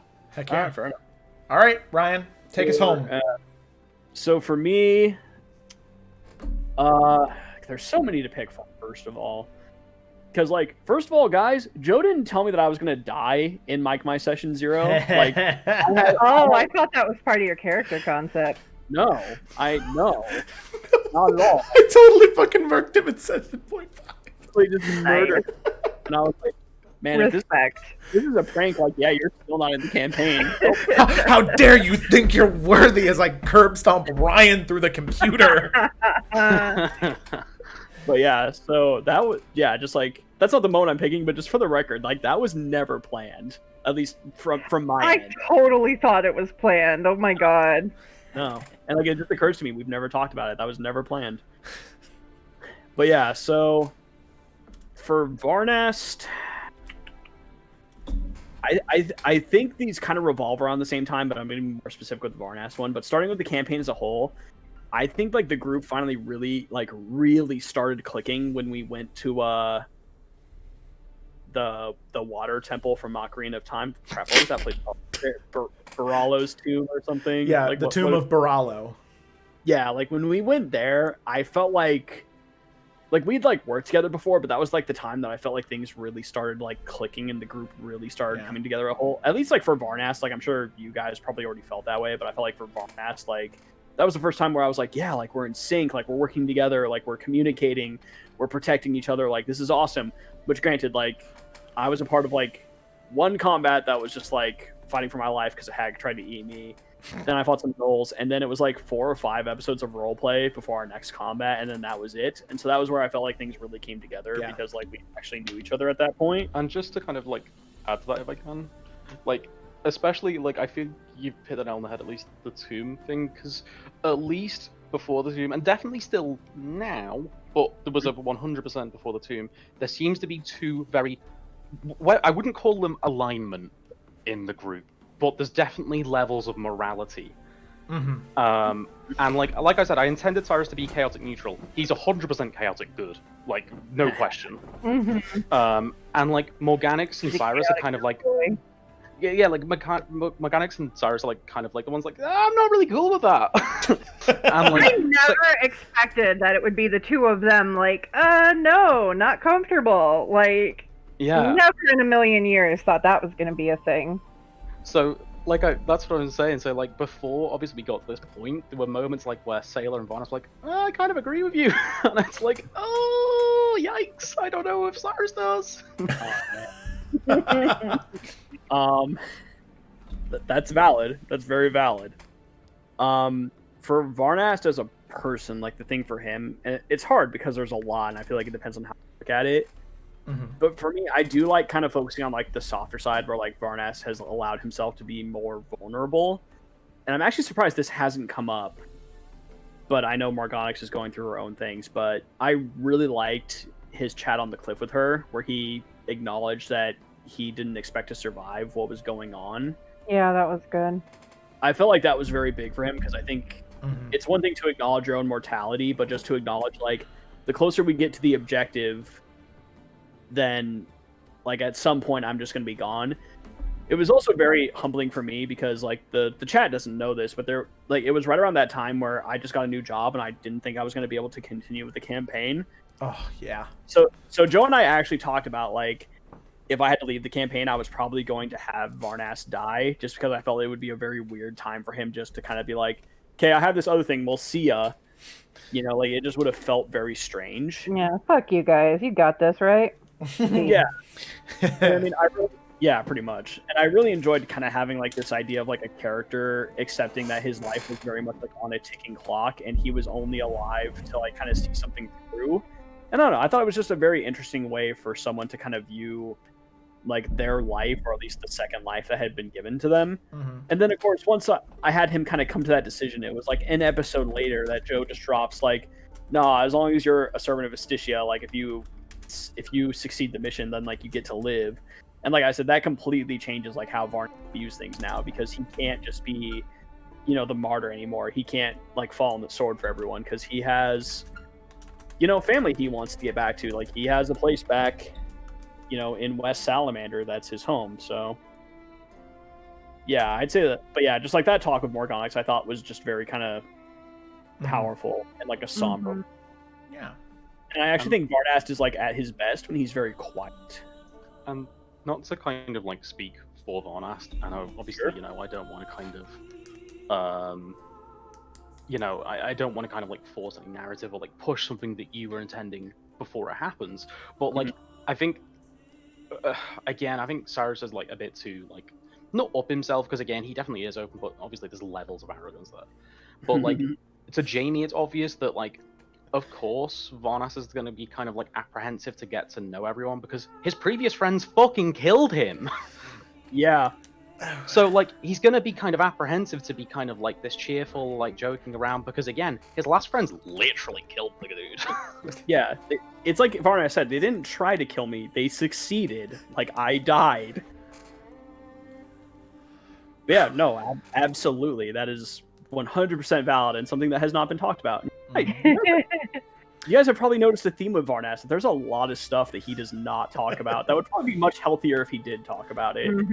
Maybe, just maybe. Okay, I still haven't gotten a message back from Kayla, so we're just gonna keep going with these questions until, because as soon as she tells me she's on her way home, that's enough. That's enough time for her to be able to drive home and get here before the conversation with Alec and Varnast. So in case you're tuning in right now, there's 14 of you. That's friggin' flim-flam and awesome, so thank you for hanging around for the Q&A. Hello. Y'all are wonderful and amazing, and I love you bunches. Some of you I don't even know, but I can already tell I love you a lot. So what we're doing is like a Q&A with the players, because we haven't really had anything like this before, where we just kind of sat down, we played D&D, and then we said, all right, bye, and then they were done. Like they were actors that I had to quickly pull off stage. But they're also humans, and they are humans with very valid, very wonderful opinions. So I thought it'd be nice to hear those. So we're going to keep going with this until my wife tells me that she's on her way home. And we'll go ahead and we got 2 questions. Both of them, I want both of them to be just a little quick, because she should be on her way home in any minute now. But we'll start with Mark's question. Mark J. Judge, also in the Salamander Coast campaign that happens on Tuesdays. Tune in to that. What up, Mark? What up, Mark? But Mark says, what has been your favorite combat so far, and why? I got one. Ooh, let's hear it. Oh, wow, that was fast. I've been thinking about it since I saw the question come through a little bit ago, and it sucks because like recording wise, there's no audio for it. It cut out, but we were trying to save Sayla. Oh. And Morgonix kept trying to do the right thing and do non-lethal damage, and she God, yeah. fucking hamstring this guy, and he's like, why don't you just kill me? Just kill me. And it was like the NPCs like were so hilarious, and Morgonix is still, I'm gonna do the right thing, and she just keeps making it worse until she's finally knocked out, and when she was revived, everyone's dead, and it was so much better that way. One of my favorite... It was such a clusterfuck. One of my favorite moments was, it's very similar to that. It was when you guys saved Thomas on the side of the road. And you shot that great. Eldritch bolt at that lady who he fell off the cliff. And they fell off the cliff and broke their neck. That was my first kill. Yeah. Purely accidental. Oh, so funny. I felt really bad about it. Oh, man. Good times. Good times indeed. It's like they say in James Bond, the second one's a lot easier. It was, yes. Oh, man. All right. Oh. So, not to kind of like, so I won't use the other, like last week going Super Saiyan. As cool as that was, I won't use that one. Valid. Just because it was like probably the most absurd damage I've ever seen from a low level was completely fucking Joe's Kuatoa fight, where I that was basically so fun. like level like 2 or 3 just basically struck this thing with fucking lightning, and it was just like, oh, that's the boss fight done. Yeah, you did like 70 damage or something like that. That was gnarly. I rolled like max die on everything, and it was lightning. It was like, oh, that thing is dead. Oh yeah. Holy shit, man. That was crazy. Fantabulous. Oh, it really was. All right. Ryan. For me, it's hard because like I've been involved in less, and just like I'm gonna pick one I'm a part of because I felt like I was a part of it. So, Just shut up and heal. I really. It's like that. Ryan, you laughed at that the same way like grocery store workers do when they can't get something to scan and the person's like, oh, does that mean it's free? Does that mean it's free? It's the SpongeBob like fucking meme picture of like the bird pecking thing. Does that mean it's free? I actually really like the second combat we did where we were stopped on the cart by the Warlock and his gnolls. Mm-hmm. Oh, that was fun. For a few reasons. Oh god, yeah. One, because I felt we had a humorous conversation of like, Varnas, do you have a key? Yeah, do you guys want me to give it to him? Are you friends with him? Oh no. Okay, so then why aren't we fighting? And then we just like battle. It was such like, it's such a like an animated cartoon way of getting into combat. God, how can I forget this fight? I mean, I thought that was a valid question. And then also, that was the birthplace of Bernard, who has become a very Bernard! Sweet boy. Oh, that's right. Once the owlbear showed up on screen, I was like, oh no, you just summoned another enemy for us. Why would you do this? Oh no. Oh yeah, no, it went the complete other direction.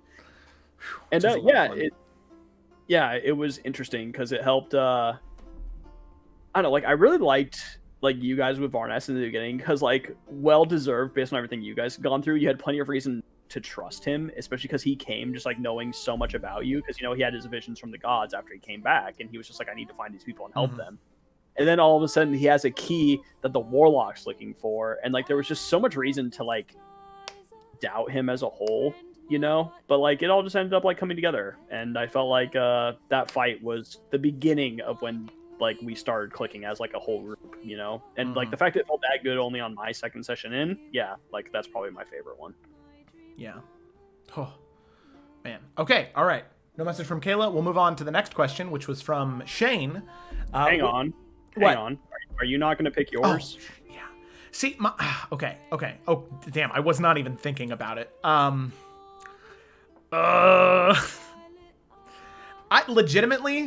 gonna take the cop-out answer, and I'm gonna say the Chaos Duel, because there's very few times in D&D, because D&D can be so rigid sometimes in combat, where like roleplay's so free and loosey-goosey, and it was nice as a DM to finally have a combat where it's the only thing that mattered was hit points. Everything else was up to whatever Jamie said and whatever I said. No spell slots. Improv comedy. It was like improv combat. And I was in love with that. I'd say a close second would probably be the underwater battle in Cyrus, Sayla, and Alex 0.5, because they drank potions of water breathing and they had to go spelunking into a sunken ship. And that was a lot of fun. Them underwater trying to fight these gnoll witherlings. That was good. Did they have like disadvantage on like stuff? Most checks, yeah, I'm pretty sure. Oh man, it was so long ago. So it was a lot of fun. I never watched it. You told us not to, so I didn't. I never went back. It's like, I guess you go back now. The production value is vastly different. Oh, I'd be quite curious because like everyone would be like playing the characters so differently as well. Oh, that's a good point. I wonder. Yeah, because Sarah was also. I mean, she's like new to D&D and online when she first started playing. Yeah. So that would be really interesting. She still called Alec simple. That was still true. Yep. Okay, all right. Favorite NPC so far? I will start with my favorite NPC. And my favorite NPC has honestly been, I really do think it's a tie, because it is in between Emeriel and Duncan. Because I feel like Duncan. I know. I feel like Duncan had the strongest connection to everybody. Like literally all the party members, he had some type of connection with. And even if Varnast, it was just the fact that he knew Colliard. Colliard. Yeah, Colliard. And you guys bonded over that. And then, you could respect him for his abilities in combat, and you guys had all those good moments. But then Emeriel, there is just there are times as a DM where you get sucked into the own stories that you've created. And Emeriel is one of those, where there is so much shit happening in that guy's life that I want to tell all of you right now everything, but I can't. And it makes me so upset. So it's a tie between those two, because Duncan for the interactions you've had, it's Duncan for the past and Emeriel for the future. That's the dice. That's how the underwear sticks to the wall. Did I use that right? Probably not. All right. I want that. Moving on. Next person. I think we all decided very early on that we would die for Fro. Except for me. Because Ryan's a monster. Fro's up there. Because I had no interaction with Fro. I love Fro and Thomas. I love Duncan. I love his relationship with Morgonix. Yeah. Yeah, but he's dead. For me, it's a tie between Emeriel and Thomas, because that sweet baby boy needs I know. Not Bernard, huh? Dick. Well, Bernard can protect himself. Yeah, Bernard is a fucking, he's an owlbear. Like he has that shit locked down. Yeah, that's cool. That's cool. Yeah, you even talked to him. Yeah, like I was out an owlbear pet that could talk to me. Yeah, I like when that happened, that like the doglins could talk, and then Bernard talked, I was like, bro, what? Oh, Bernard. Oh, the magics of the old world. They do funny things. I was so happy because I'm obsessed with owlbears, and I have been for a very long time. And then when he was like around, I was like, oh, there's no way that we're going to be able to keep him. That would just be way too OP. Well, of all things that roll in Wild Magic, a fucking owlbear. And then I like convinced it to like be tamed. Yeah. Oh god. Yeah, it's really ridiculous, but it's so funny. It was like kind of like, was it a Family Guy episode where it was like the wolves are like, if we do what it says, maybe we can trick it into picking up our poop, and they just decided to be tame. Yeah. Like, all right, let's try it. Oh, man. I hate Family Guy. I hate that I know that reference. Okay, sorry. Go ahead, Ryan. So for me, I'm actually surprised this one didn't come up, but like I love this character. And despite the fact that it's someone who, I don't even know if I've spoken to him. Like, I've been there when he's there, but I don't think he and I have talked at all. I love what Logan Silverfoot represents in this campaign.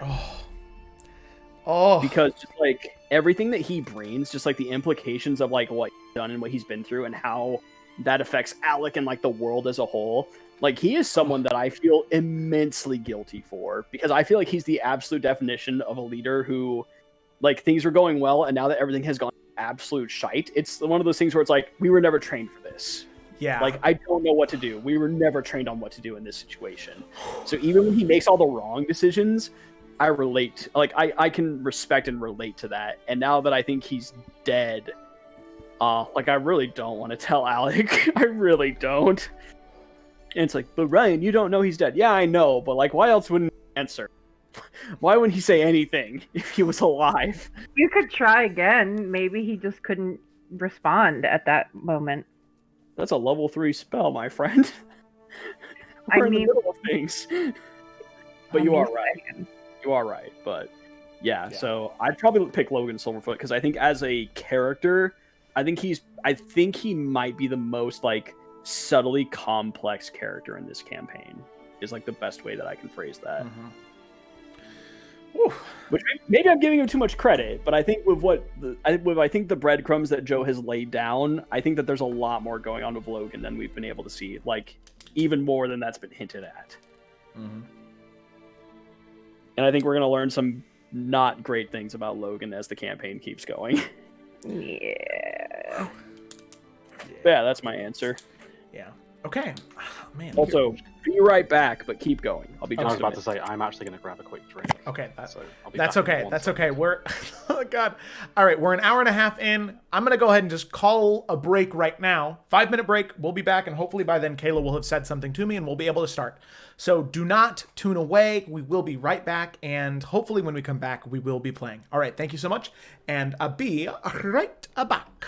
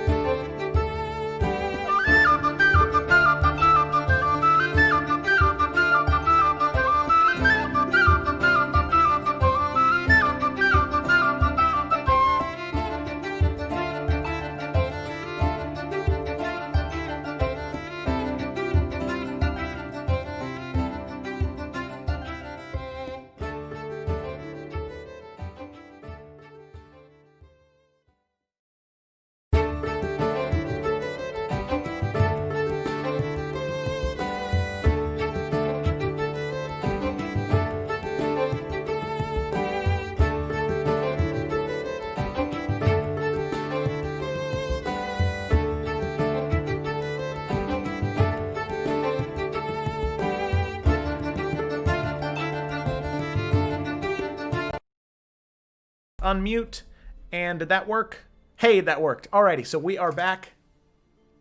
Ooh, man, I think the video is... Ooh, the video is, like, awkwardly delayed. Oh, never mind. It's okay now. That was weird. Hello. Welcome back. So now what we can do is we can, and we will. I just got a message from Kayla. She actually just called me, and she is on her way home. So that means she will be here within the next half an hour, probably 25 minutes. And that means we can go ahead and get this MFer going. And I'm ready. I'm going to take a sip of my water, then we're going to start. So, last we had left off, our group of adventurers, our group of explorers, of defenders, they now stand they stand victorious to a degree. In the best case scenario, Ethos Ambrose will be a man of his word, being a man from Tarkir, and uphold his honor. The trial by combat, was won by Cyrus. So, by Tarkirian law, they should remove their troops and not return. However, there is still a worst case scenario, where Ethos Ambrose will not be a man of his word. He'll leave for several days, and then he'll come back in the middle of the night when everyone thinks it's safe. Problem is, no one knows. What the group does know is that there was a traitor, a liar, a rat, existing inside All's Crossing, giving information to their enemies about the siege and about their preparations to defend the city. That person, the least suspecting of all, a young man, no more than 17, 18 years old, Douglas Filigree, a young man from the wild wastes who came to Efera searching for his sister. The party had met him before in the Colorful Cauldron Inn. He seemed like a nice enough boy, but it seems as though he was willing to betray everything that the party... Oh my gosh. What the hell is that? Excuse me, I have no idea what that was. I was getting a phone call from somebody via Google Duo. Okay. What a weird way to try and sell me a product. Anyway, God, so weird. Where was I? The youngest Franco brother. Thank you. So, he eventually, thanks to the investigative work of the party, they discovered that he is the one who had a sending stone directly to Ethos Ambrose and the leader of the Southern Army, Al-Hassan, leader of the Crimson Companions. The party decides to lock him in a jail cell and decide what to do with him. Well, they decide that they're going to siphon information, incorrect information, or at least gain more. So him locked away. The party, however, still has quite a few empty threads to cover. You have Varnast brooding in the tower, Alec heading his way.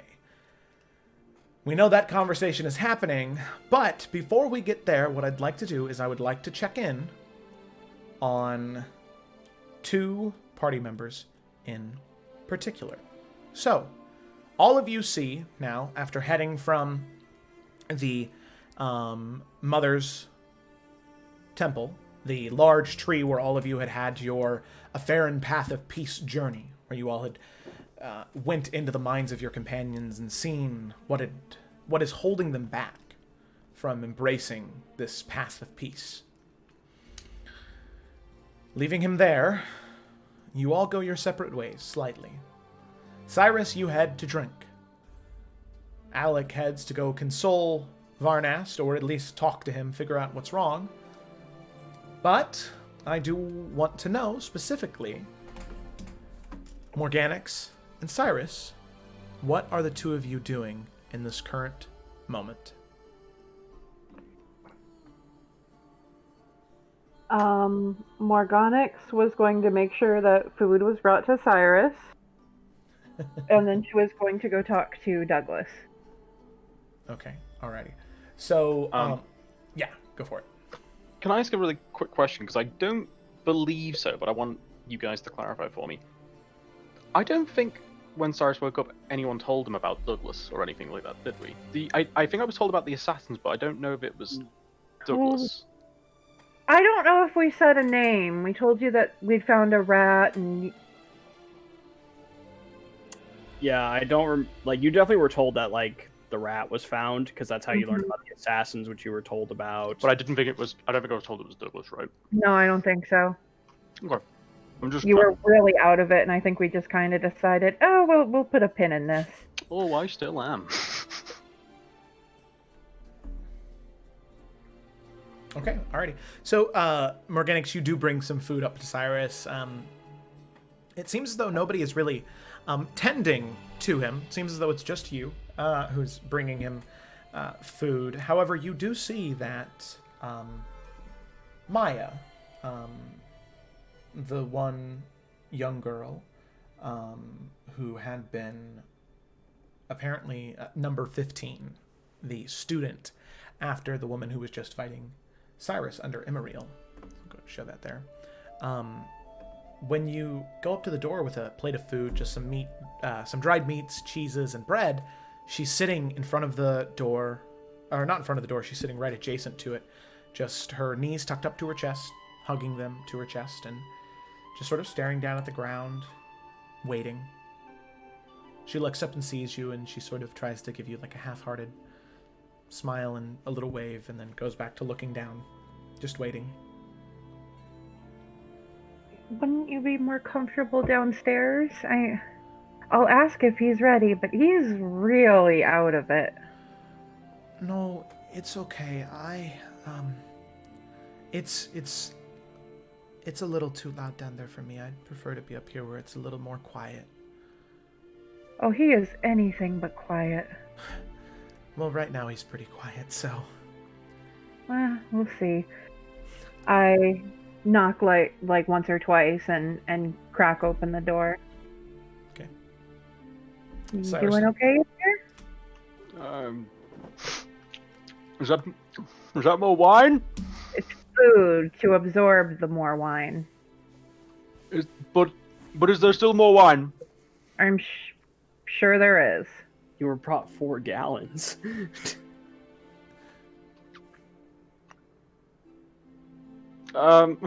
Fine. I suppose I probably should sit up. I'm pretty sure I'm wearing a good half of the wine. That would check out, yeah. Are you up to some company? Maya's out here.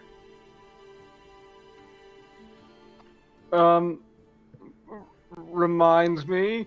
Number 15. Not one of my many adoring fans. I just kind of look at Maya. He looks up at you, these big puppy dog eyes. Aww. Come on. I'm just gonna open the door and lead her in. Okay, so she stands up.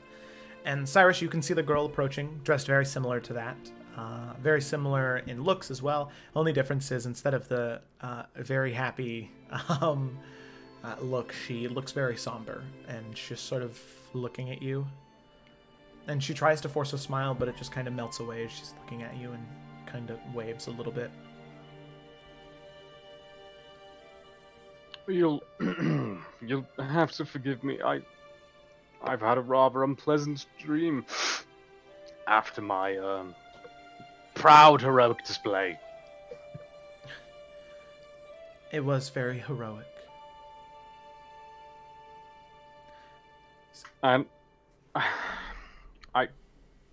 must be honest. I do apologize. I'm afraid I have no memory of yourself or any of the other numbers, including the one I just sent into a fucking lake. Yes, Imariel spoke to me very little about you. But he did tell me before he sent me off. some things about you.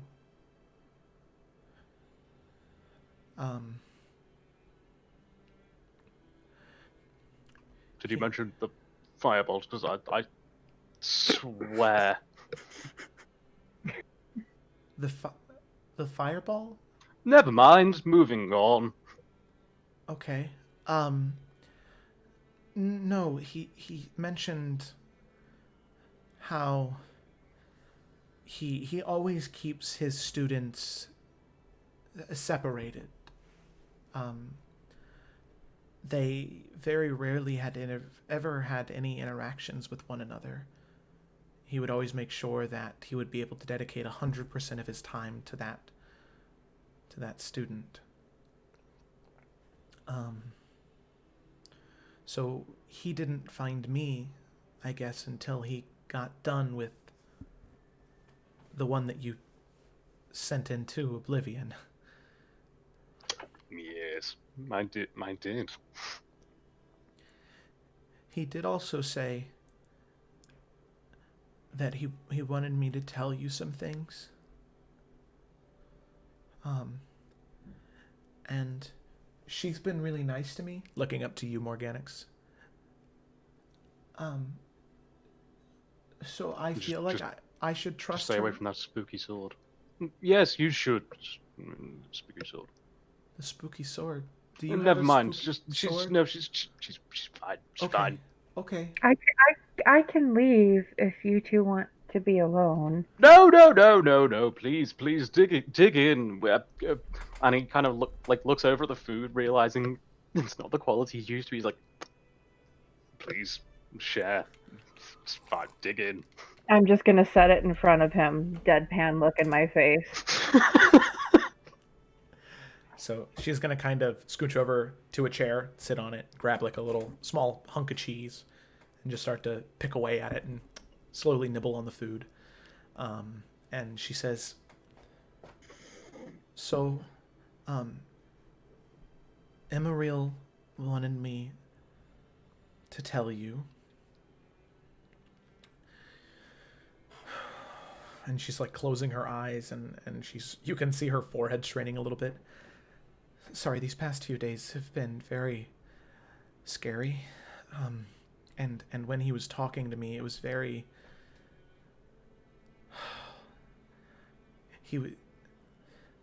I don't know how much you've seen of him or how much you remember of him, but he was always so confident and always so happy and always so kind. But those last few days, he was so nervous. And he was never angry, but he was... I don't know, I would see him looking out over the ledge of the tower, just looking out at the ocean, staring east. And I've never seen him do that before. He would always, anytime I had a question ever, he would always be ready to answer it, but he was always so lost those last few days. And then he woke me up in the middle of the night one night and started yelling things at me about how I needed to go with these people and I needed to do this and I needed to do that. And I tried so hard to remember, but I forget a lot of it. And I'm sorry because he said it was so important that I told you these things, and I feel so bad because I can't remember. And I don't know what to do because I can't remember the things. No, don't. Kind of, Cyrus like sits up, like at this point, not kind of like looking like he doesn't give a shit. And he's like, "Oh, don't be silly. Listen, I'll tell you a secret. I don't remember half of my life." And kind of like smiles, and like the most like awkward like smile, half grimace. Okay, yeah. I don't remember half my life. Half of it to magic, the other half to alcohol. And you see her, And as you can see, I'm fine. And points to himself in this bed, like just as a mess. and she does kind of wipe away the few tears that she had collecting up near the corner of her eyes and laughs a little bit and says, Well, you look a little bit less than fine, but I appreciate the optimism. I I do remember a few things.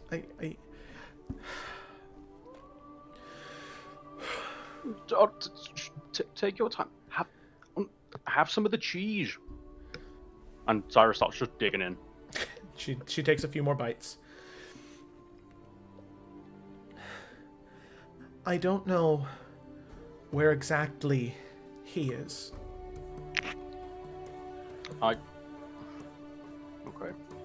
But I do know that he was able to leave.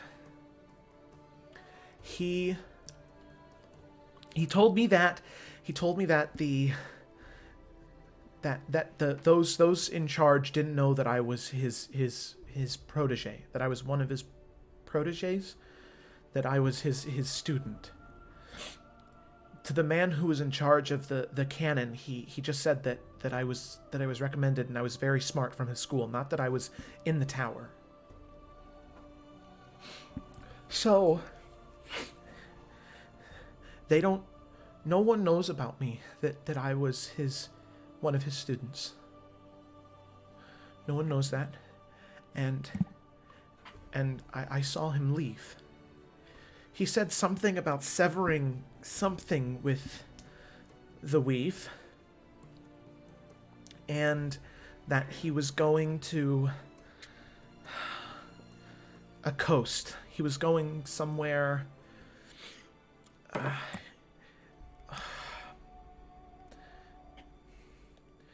He said that there were others like me and like you that he needed to find.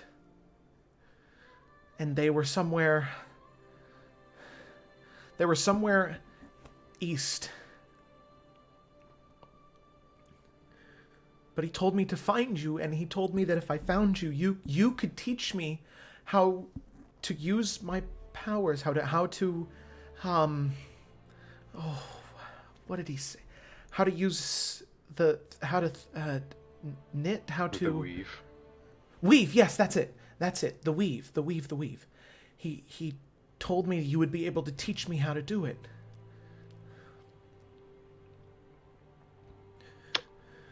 I see.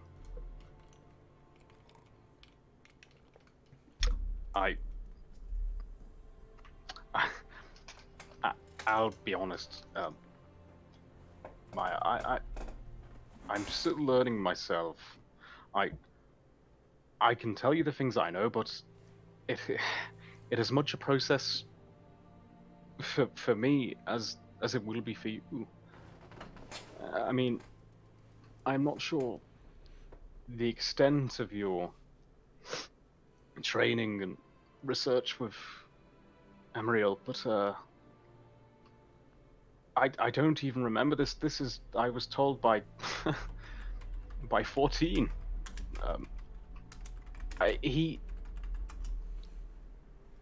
tried to control the chaos and the weave by using fiend blood in me. And I'll tell you what, I still can't really control things. However, I can certainly tell you what I know, and that's, I'll be honest, it usually involves fire. But I can try and show you how to burn shit. Well, I was never good at that. I could never conjure any elements. I don't know why, but fire, ice, lightning, anything, I could never do it. What I could do is I could create things that either weren't there before, or I could create well, here, let me show you. And she kind of readjusts herself and she focuses, and you can see her snap a couple times, and you feel something tap your shoulder. I swear, if that's a spider, I will not be happy. No, no, no, no, no. No, it's not a spider. If you look, and then you can see this, like, glowing light blue translucent hand float in front of your face and then boop you on the nose and then disappear. I can do that. And it takes a little bit longer, but I didn't have a lot of friends growing up in the tower, so I found a way to make my own. And she had to go away, but she was always really nice to me, and she would talk to me sometimes, but it takes me about an hour to bring her back. I had to tell her to go away since that mean cannon man would have probably hurt her.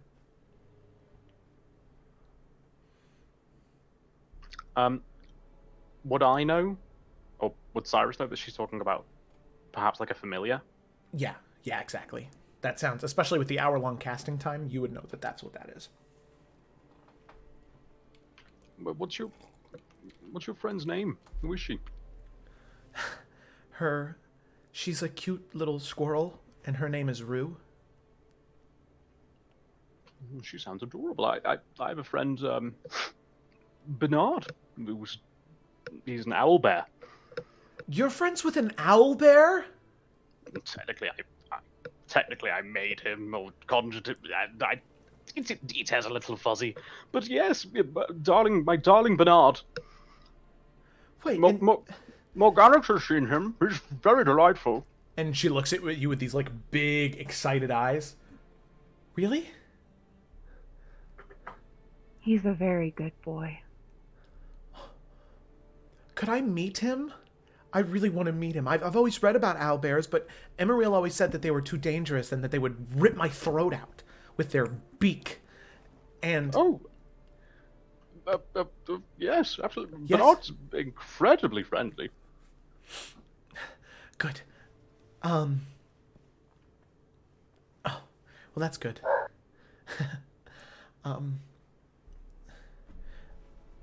Well, I mean, you keep saying that you don't know how to do any of this, or you're bad, or you don't know how to control it, but I mean, you did something that I never thought would be possible.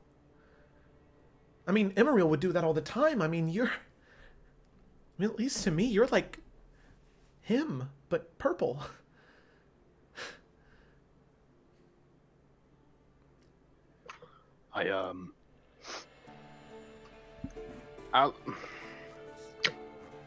I'll be frank.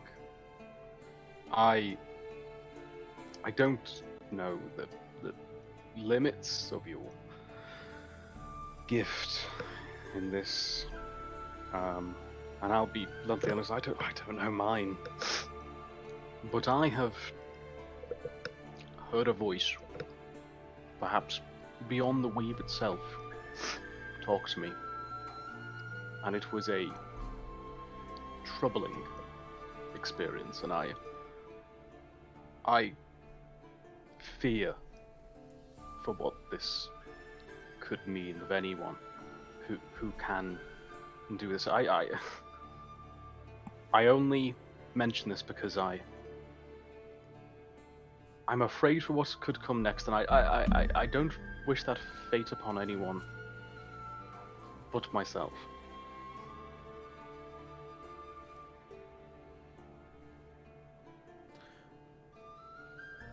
Well, I don't mean to... It's just if you can't teach me, I don't know what I'm gonna do. I don't have anywhere else to go my entire life. All I've known is Emeril. Look, Maya, I will teach you under one condition. Anything at all. When I tell you how to use this weave, you must promise me you will not push it. You must not take more of the weave than you can handle.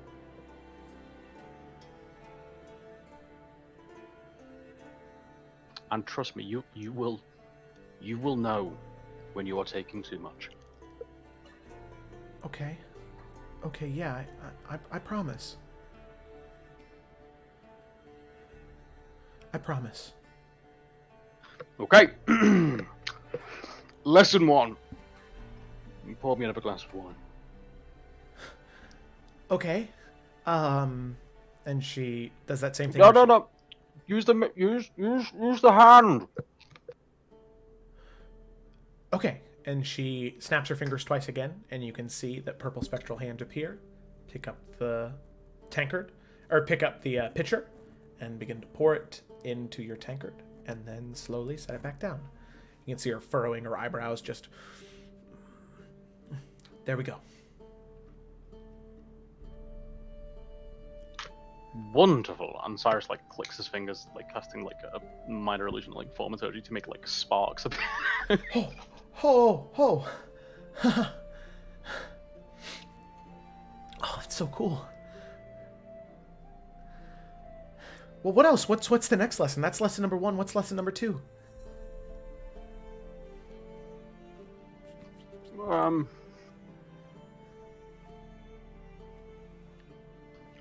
Now, I think we should go for a walk. Perhaps Morganix may want to join us. I mean, I think it's time for you to bring out your friend Ruin, and perhaps we can go and see Bernard. Do you really mean it? Cyrus kind of like pulls off the covers in the bed and is like clearly still feeling like shit and goes, I suppose I do. Okay, yeah. Okay. And you can finally see that type of childlike happiness that is in the art return to her face. Just a little bit, as she is overwhelmed with joy to think that she might actually get to meet Owlbear today. Okay, so with that, the two of you begin to head out of the room and down along with Morganix. But Morganix, as the two of them are beginning to head out of the room, you hear a voice call out to you from the tavern. A very familiar, very goofy voice, as Thomas shouts out and he says, excuse me, Morganix. Might I borrow you for just a moment? Of course. And I'll kind of wave off to Cyrus and Maya and head over to Thomas. Good. Well, so I just want to, talk to you about a few things.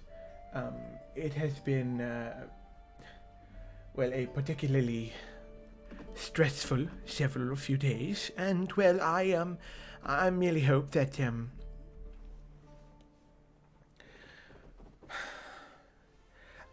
I know that the group of you have done quite so much already, and that you're obviously willing to do more. I'm curious to know what your next steps are going to be, because,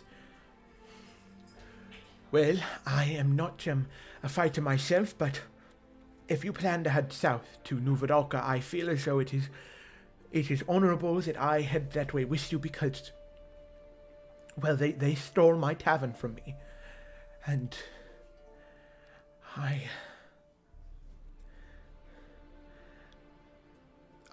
just feel like I need to be there to make sure that it's freed, and I know that you sort of speak as a voice of reason for the group in most situations.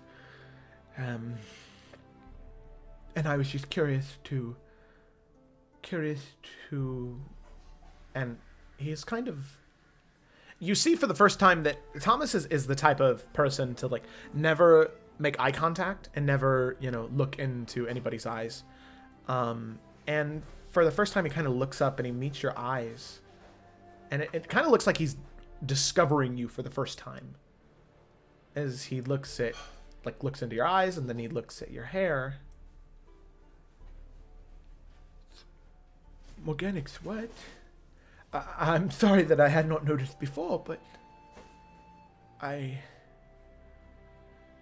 You are very different from the last time that I had seen you.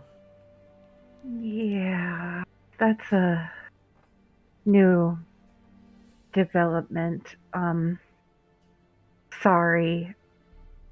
No, I think black is very fitting on you. I just didn't, um, I didn't think that.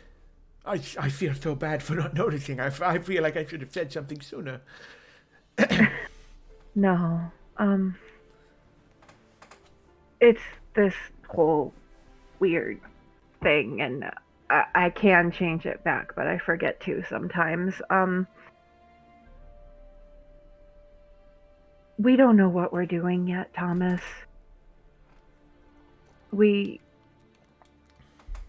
None of us expected what happened today. We're all still making sense of it. Yes. Of course, I understand. I did want to ask, are you feeling all right? I can tell after everything you've been through and all you've done so far, it can do a number on a person, and I just want to make sure you're feeling all right. That's kind of you. I'm okay. We're all going through things. We've all kind of got to push aside anything personal and focus on the bigger picture right now. Yes. Yes. Are you okay? Oh, I'm fine. I always am. I feel as though I'm in very good hands, and any time I get a little too sad or frustrated, Fro always comes around to make sure that I'm feeling all right, and put a little bit more of that pep in my step. I did want to tell you, though. I never know what information is right to give to people and when to give it, but I've been holding on to this since I first saw you come back. A few months after I had taken over the Colorful Cauldron, now the Leaping King. Now the place for debauchery and terribleness and for terrible people. When I was the owner there was a man who was asking for you. He described you picture perfect, exactly to the T of what you looked like, the brown hair, the book, even the blades that you would conjure, and the rod attached with it. What was his name? He just he didn't give a name. He said that he was looking for you and he had lost you, and he was willing to sacrifice anything to find you. He didn't leave a name, but he did say that tell her it was from G. And he said you would know what that meant. He said that he couldn't find balance, and that prevented him from going home. I have no idea what that means, but he said that he would find you at any cost. And Morganix's face just kind of... she's already pretty pale, but you can see that this deeply stuns her, and it just kind of filters in at different levels. He was... where did he go? Well, I said that he would head north to New Efera. So I can only assume that that's where he's at.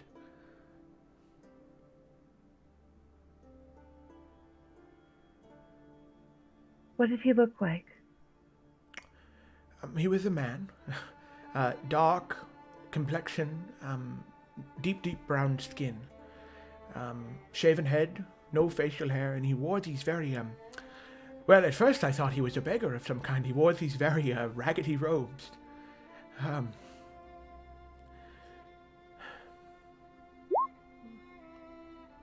He seemed just to be a common man searching for someone apparently he cared a lot about. I could hear it in his voice. Like he was a very fatherly tone of voice. Well spoken. But yes. Yeah, he always was. I need to find him, Thomas. Yes. Well, I'll tell you what. I will have my ears keep an eye out, and I will make sure that they are searching any chance they get for a man with deep complexion in raggedy peasant robes. I think using the alias of G is probably better than a real name right now. Oh, of course. Of course. I will inform all of my eyes about that. Thank you, Thomas. I needed that. Well, it's nice to help the heroes for once, as opposed to being helped by them. Oh, Thomas. And Morgonix is just very uncomfortable with the label of the idea of her being anything heroic when that is the last thing she feels. So she's just gonna hug him. Okay, and he'll hug back. He'll let go. Thank You're welcome. You're welcome. If there's anything else I can do to help, do not hesitate to ask, all right? That's very helpful, what you just told me. It's very comforting. Happy to hear that. You can see him elated, overflowing with joy, where it's a little infectious to the people around him. Definitely not to you, though. You're very good for morale, Thomas. Just do what you can to cheer these people up, maybe. Yes. Well, I've been thinking about making myself into a Kingdoms and Castles card, and you know what? Maybe that's what I should do then. Maybe. All right, well, I'll let you get back to it. Okay. He nods. Good luck. You too. And he turns and he heads back, and you can see that sitting on the bar stool, sort of huddled over a book, is Fro, just sort of flipping pages and reading out loud.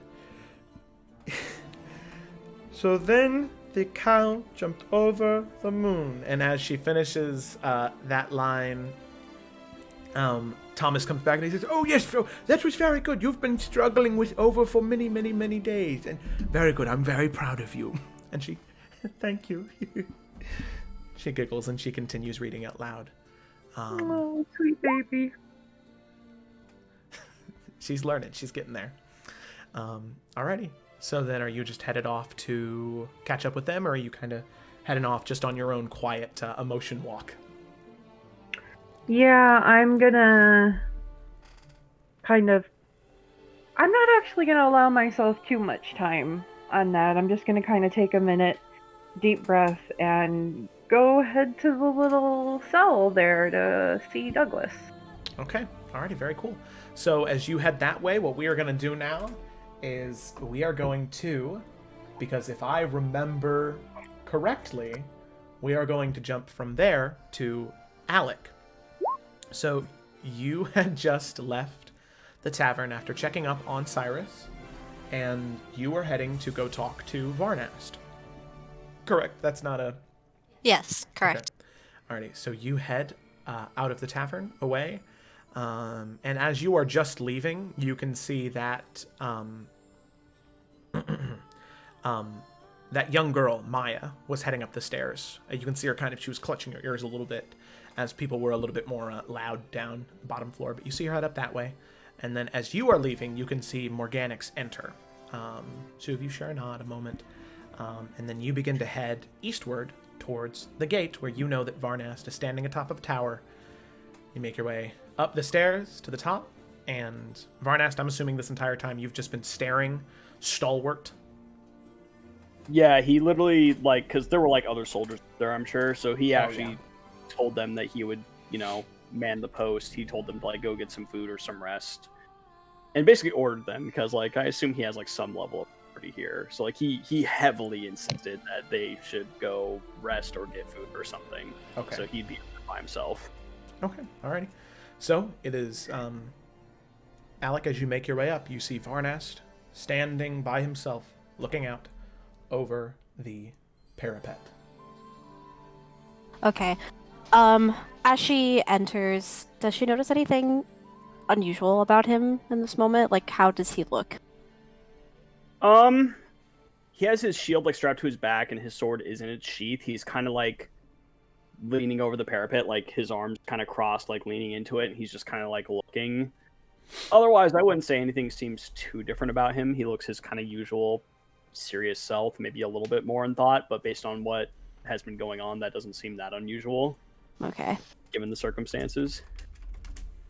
I think she would just stand there for a few moments, and then she would just say, even the greatest hunters know when to rest. True. It's just not time yet. Ever since they made their retreat, you've been in the same spot. I understand you are worried. I am too. This is very unusual. But what else is going on? Is there something you're not telling us? Do you have information that you haven't shared? I understand that we don't always agree on everything, even when it comes to Douglas. But if we're going to work together, we have to talk about it. Where is this coming from? He, like, turns and he looks actually confused when you make that comment about him withholding information. You just seem... And she's like, doesn't know the right words. Like, she knows common, but, like, it's not her first language, obviously, so she doesn't always have the right words to say. You just seem like a tree. You just hardened and looming and there, and you always seem... I don't know. And she'll just kind of, like, walk to the other end and look out. He's kind of, like, sideways looking at her, but, like, also still looking out at the same time. I have much on my mind. I'm sure we can all say that right now.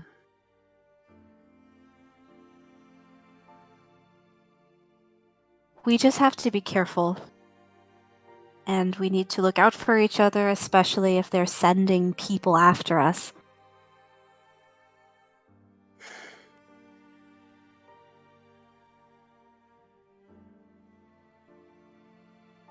Alec, I don't know what you want from me. Nor do I know what I'm supposed to give you. I think at that's when she now looks confused.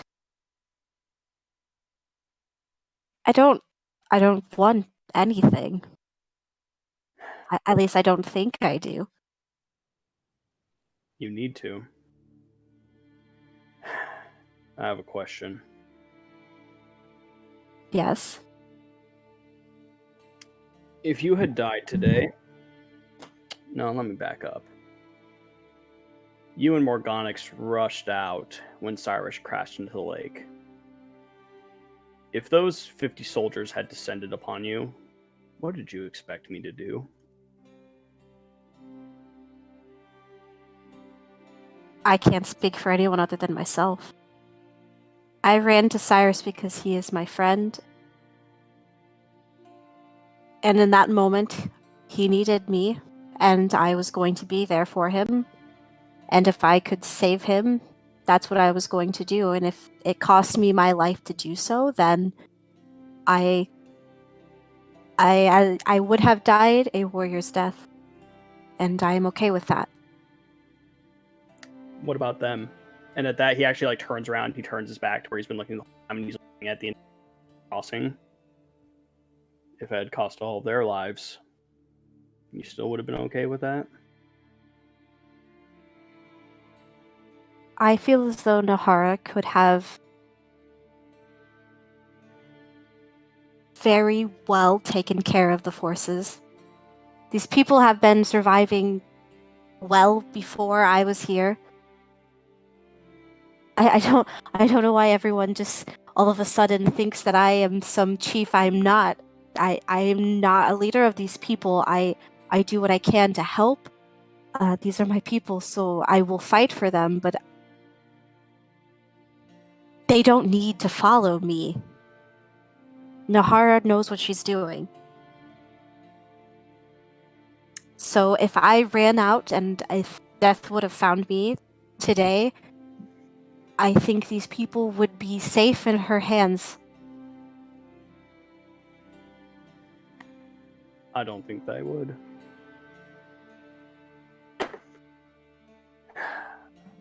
The other night I watched how they looked at you. I don't envy you, Alec.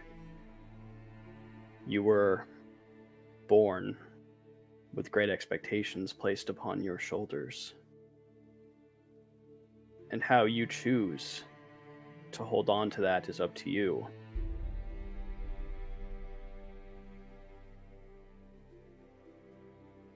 But as you said, this is war. You have to understand that your actions have consequences. If Ethos would have descended upon you, and Morganix, I don't know what I would have done.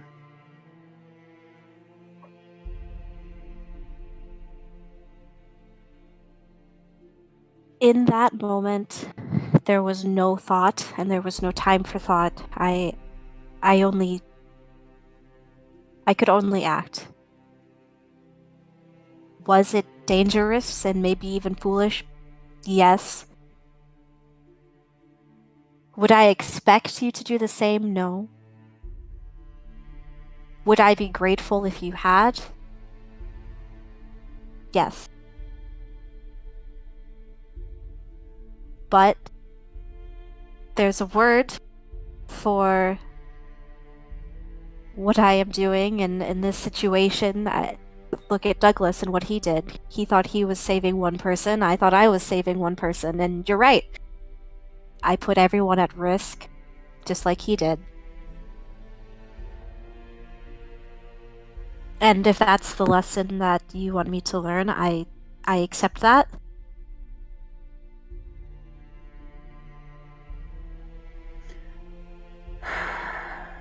Ligvar just kind of like rubs his eyes. I don't think you...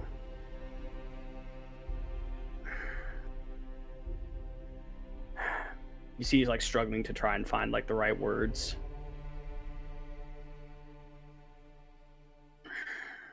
Being a leader comes with such heavy burdens. Can I ask you something? And she kind of shuffles. Yes. What does being Warden of the North mean to you? She kind of like clutches her jaw a little bit.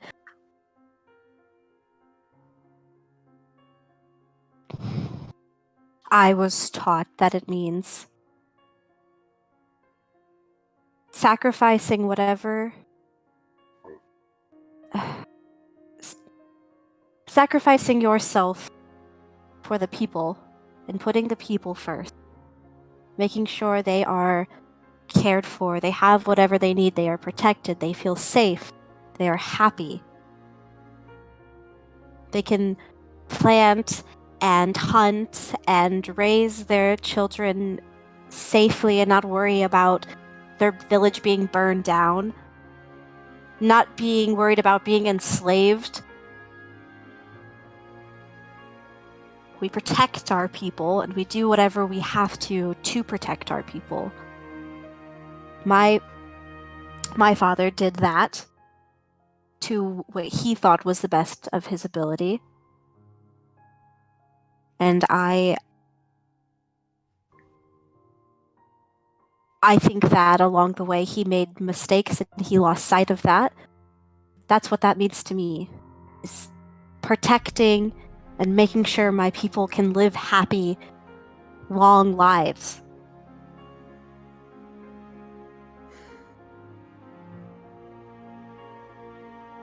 It's admirable. I hope you know, despite our disagreements, I've never stopped respecting nor caring about any of you. I know you don't mean it, but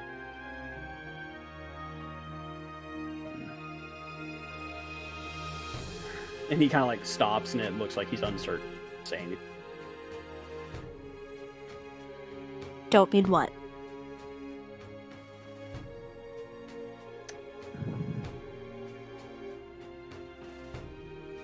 I feel like sometimes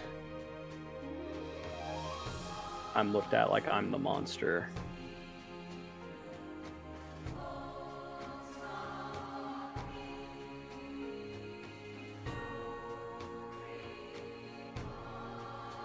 And I know it's not intended or meant. I know that. We fought side by side for so long. But you have to understand where I come from. I have seen so many things and such evils. Pirates, Colliard. I've seen the toll that it takes on leaders, and he motions to you when they're forced to choose between what they believe is right, what is wrong, those they love, who despair, and who dies. Where does justice end and mercy begin? Who are we to decide? Who's here to speak for the dead, to give them their justice?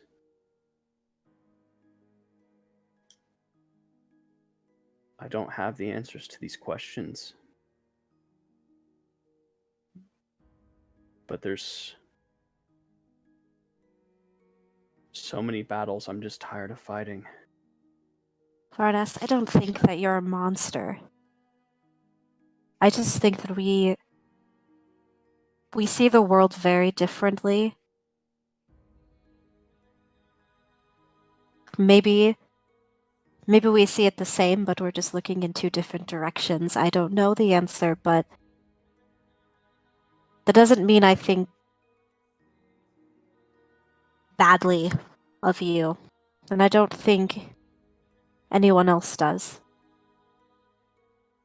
I think Morganix doesn't understand what is happening right now. I think Cyrus quickly learned that today. Sayla knows. And I think we're just all learning about each other as we go along and how... I don't know. I don't have answers either. But just because we disagree on how anything works doesn't mean we can't get along, and it doesn't mean that I think you are some kind of monster and that your choices are wrong. They're just different.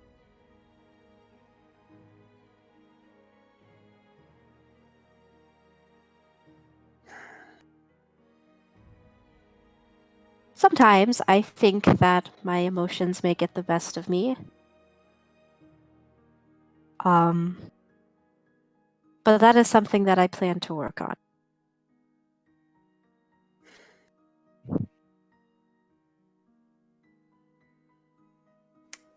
You know, I envy Morganix, actually. She still has a very beautiful soul.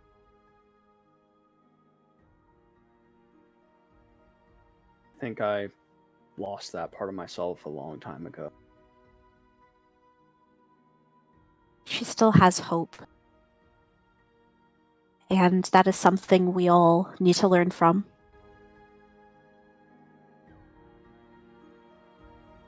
Today is a day of victory. I know that you are concerned. I know that there's still many battles to be won left, but today we have won. And that is reason to smile and to stand tall and to be proud of yourself and everything we've done here. So, at some point tonight, you deserve to sleep, to eat, to celebrate any way you know how. And yes, we still have another fight at any moment, but there's no shame in enjoying the victory itself. Dogalin from down at the bottom of the tower. Doglin is really bad at climbing stairs, so Doglin was just giving their verbal appreciation.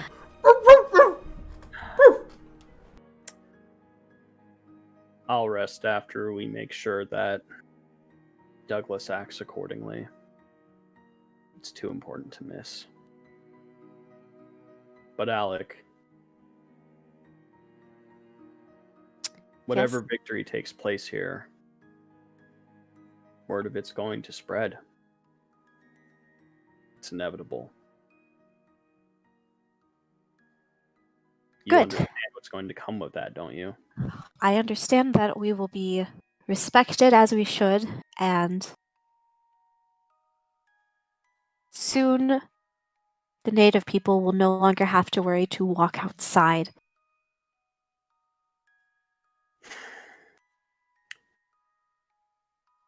I know what you're going to say. What's that? But I don't want to say or hear it.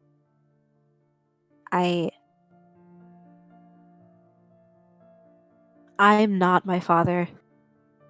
There's a reason why I only know so much. I didn't pay attention as much as I should have. I was out playing. I was everywhere that I shouldn't have been when I should have been listening. And now it is all catching up to me, and it is. I appreciate everything and the praise and these people, my people. I appreciate their admiration. I do. But I still do not think I am the one to lead these people. I will lay down my life for them.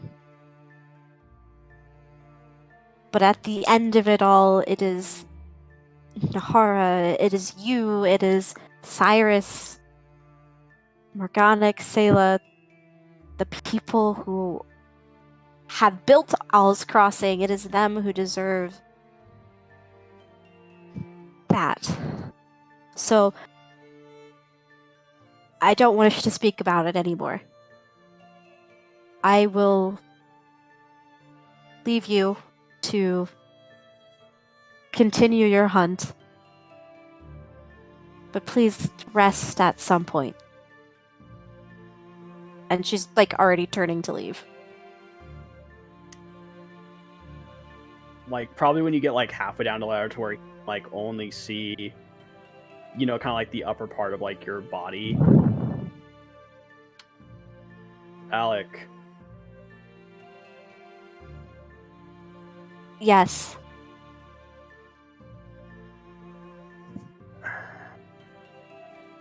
Shut up, Joe. And he's kind of hesitating for a moment.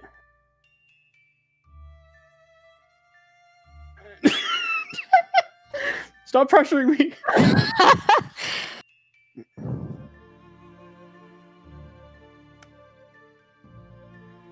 If I... And he kind of like turns away. If I had a daughter like you, I would be very proud.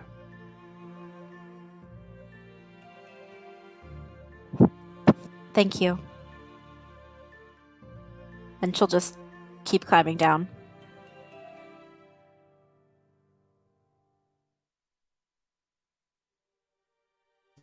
I don't know what time of day it is, Joe. Yeah. What time is it? Sorry. It's well, damn, they probably got there in the morning, so shut up. I think that it's probably about noon, 2 o'clock. It's in that range. It's mid-afternoon. Oh, okay. I thought it was later. I'm sorry. No, yeah, because they got there just in the morning with the prisoners. Yeah. Okay. I think Alec is gonna go to the mother tree and just kind of meditate for a bit. Okay. Going to the same place where you had gone before, right? Where you had the Farron Path of Peace. Yeah. Okay. So you settle in, and you can see that you're alone for the most part. It seems as though most people are doing other things in preparation for another attack or setting up something for a celebration.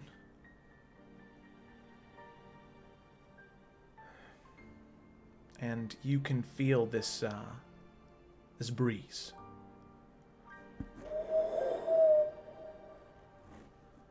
Moving back and forth in the room with you.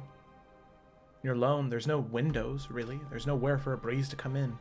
But there is a playful gust of wind that just kind of hits into your hair and then hits it from the back. And you just hear it whistling throughout the area.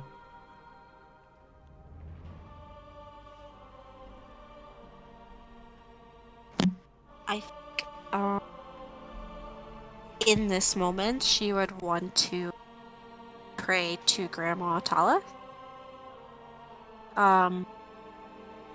And just ask her for just guidance on everything. Okay. You sit and you breathe. You do what you know is right to commune with your ancestors. And as you are inside your room, or inside the, as you are inside the room with the the gust of wind, and you're in there with Doggelin too, as Doggelin's just sitting at your side. Every once in a while tries to bite at the wind as it hits it in the face. You reach out, hoping to find something, and that gust of wind flies past your face, right by it, and you can see it impact with the water. And there is this glow that begins to emanate from the water. And you can hear a bark. For a second you look down at Doggelin, and you think that it might be him, but he's just at attention, looking around at the bark of a dog.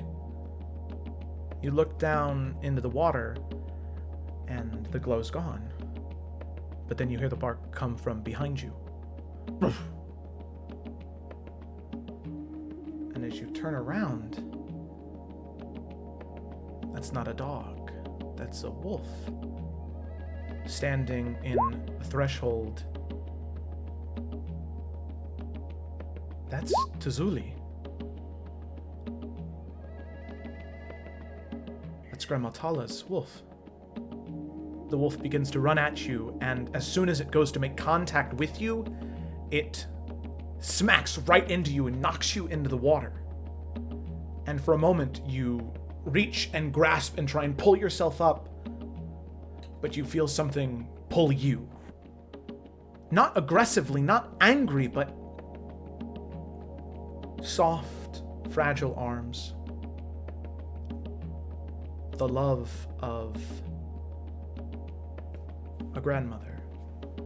And as the hands let go and you turn, you can see doused in this light blue, translucent light, shimmering through the water, is Grandma Tala. Alec will immediately, I don't know how far she is, but just race to that spot and forgetting all tradition and just try to hug her. Oh, and she hugs you back. She welcomes it, using the current to push you closer to her.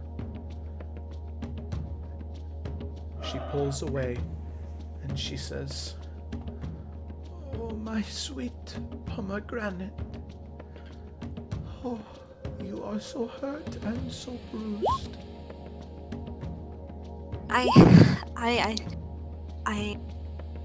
I didn't think I would see you again. I am sorry to disturb your sleep. I don't know what I'm doing.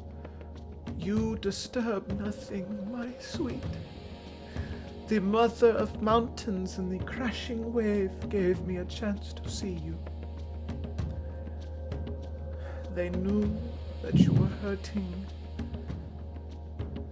They knew that you were broken. They let me see you.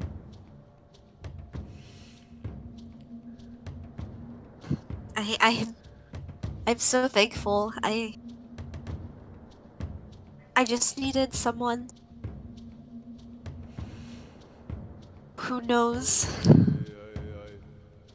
I think that I'm supposed to be doing something, but I don't know what it is. I don't want to be like Father was. I don't want to let these people down, and I think I don't know I don't know what I'm doing.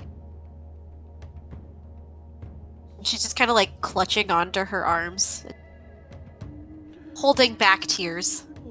Oh, no. She grabs your hands and squeezes them in hers. And she says, "You may feel lost, sweet, sweet pomegranate, but you are not. You are exactly where the mother of mountains wants you to be. You may feel like you have no idea what you are doing. You may feel like all of this was thrust upon you and that you have no say and no choice. And to an extent that is correct. Your father has been lost to the ways. He is in darkness and I can no longer see him. A darkness that almost consumed you.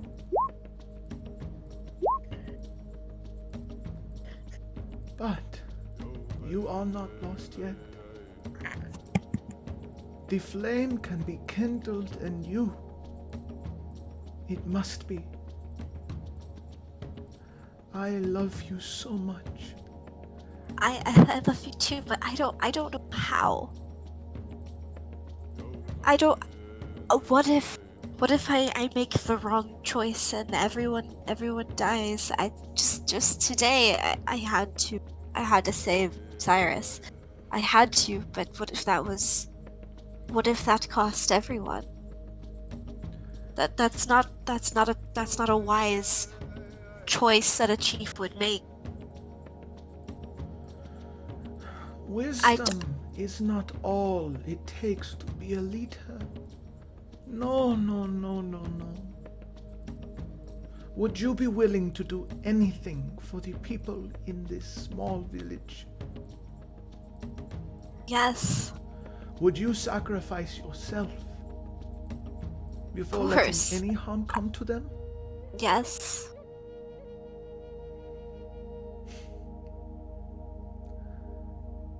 I Alec, would.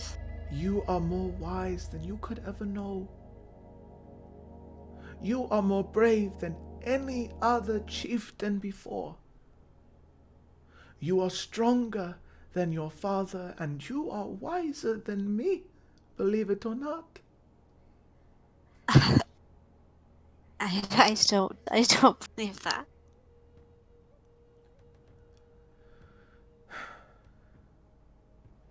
And I will try for you.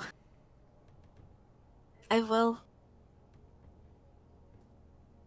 I'm sorry. my dear, it is something you will discover in your own time. But I am just glad you came to me before you were lost.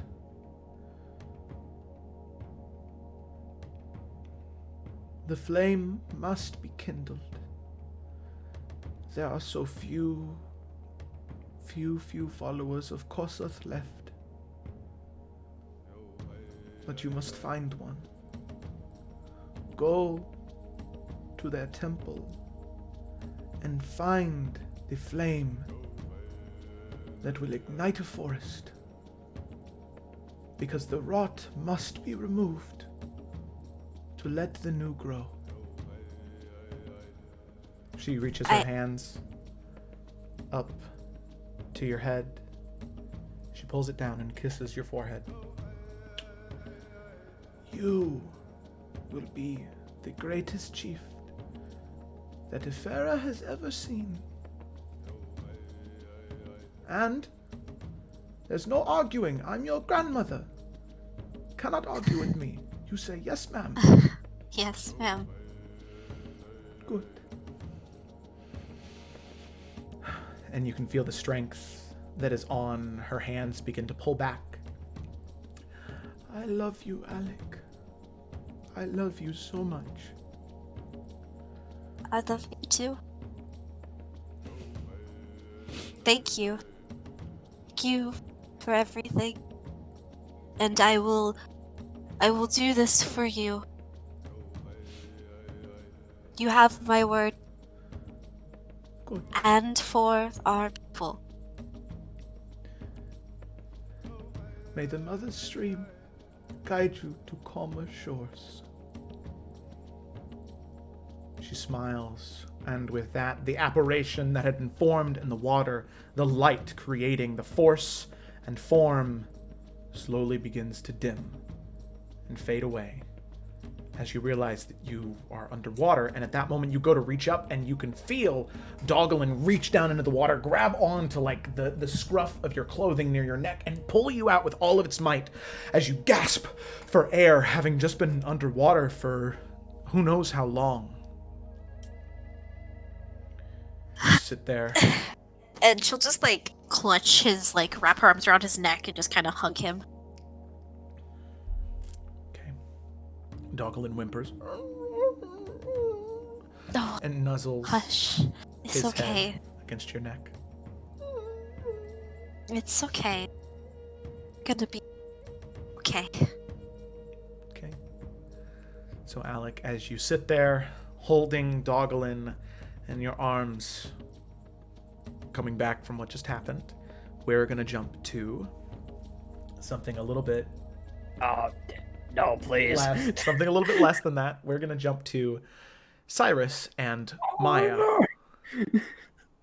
So, Cyrus, you have just made your way to a little bit more of a clearing. Or where did you want to take her for this beginnings of training?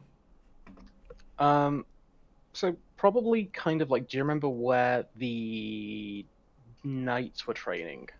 Kind of Oh, yeah. just past there, kind of like towards where I went off towards getting the Guardians. Cause so kind of like at the city outskirts, but still just yeah, like so if I was on the map, like around like here, just past this brook. Okay. Okay. Yeah. Yeah. Yeah. I Like gotcha. probably there's probably like if I was to like quickly draw it, like a clearing like here. Okay. Yeah. Yeah. Yeah. Sounds good to me. So you make your way there, exiting out of the city, making your way around, looking around the forest. You can see that she's definitely taking in the sights, as now it's starting to go from, you know, mid-afternoon to evening, right? It's just right in that twilight period. And you can see she's just taking in the sights and really loving everything she's seeing. Smiling and looking around. So, what are we gonna do? What's the first thing we're gonna do? Are you gonna?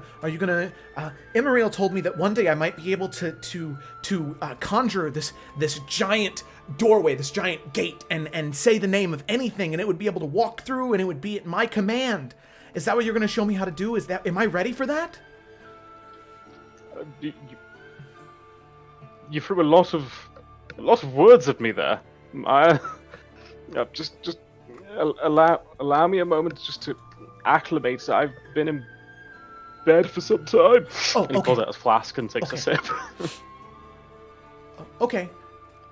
Now we're going to. We're going to try a few things. First of all, and Cyrus will kind of like whistle, but he'll kind of like thaumaturge you to make it louder and say, "Bernard!" Okay. So, with that, as you're sitting out there, there's a moment where you whistle very loud. A few moments pass, nothing. But then, south, you hear...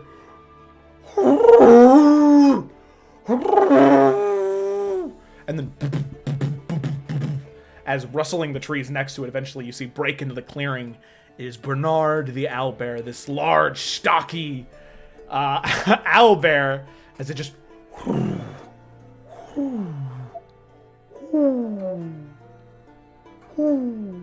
As it finds you, looking at you, thinking you're in danger, but then seeing the small little thing next to you, and then sort of its head cocks. I'll kind of like go over to Bernard and kind of like scrunch his ears, kind of, and I'd be like, now, if you want to pet him, you must be very gentle and very slow. He's still an owlbear. Okay. If you say so, I can do that. Okay.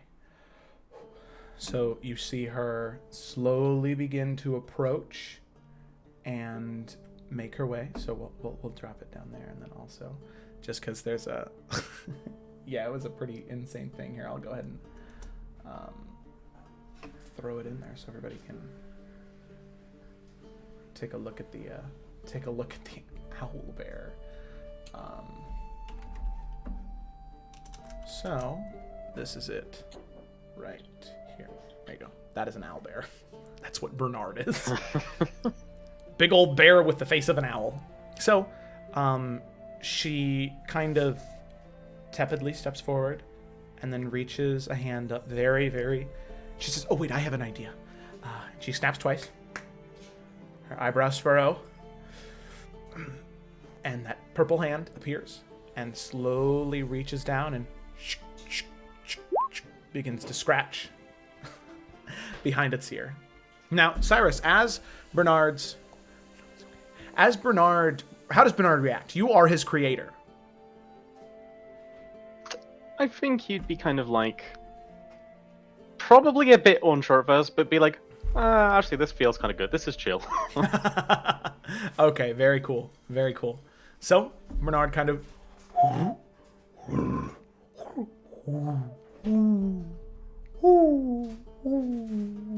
and kind of falls over on the ground on his side as the hand slowly reaches down and then begins to scratch at his chest and belly as Bernard... like a very, very big puppy dog. And Maya just kind of can't contain her giggling. She's like, what?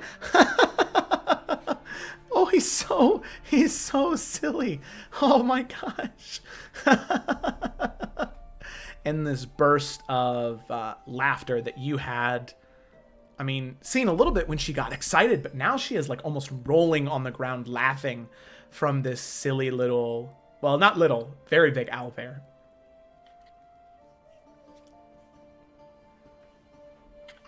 Now, we can play Bernard for just a little longer, but we're going to try something, and Bernard probably shouldn't be here for that. So, and he kind of like reaches into his bag and kind of like gives her a bit of jerky. You can feed him. Just be careful. He will peck. I'll use the mage hand, thank you. And the mage hand floats over towards you, picks up the jerky, and then holds it in its palm. Very, very cautiously, brings it over, reaches it up, and the nose flares as and bites into the meat, kind of piercing through the mage hand. The mage hand fades away.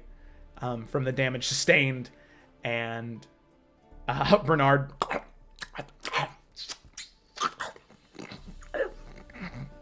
there's a whole cacophony of different noises of devouring and then swallowing happen.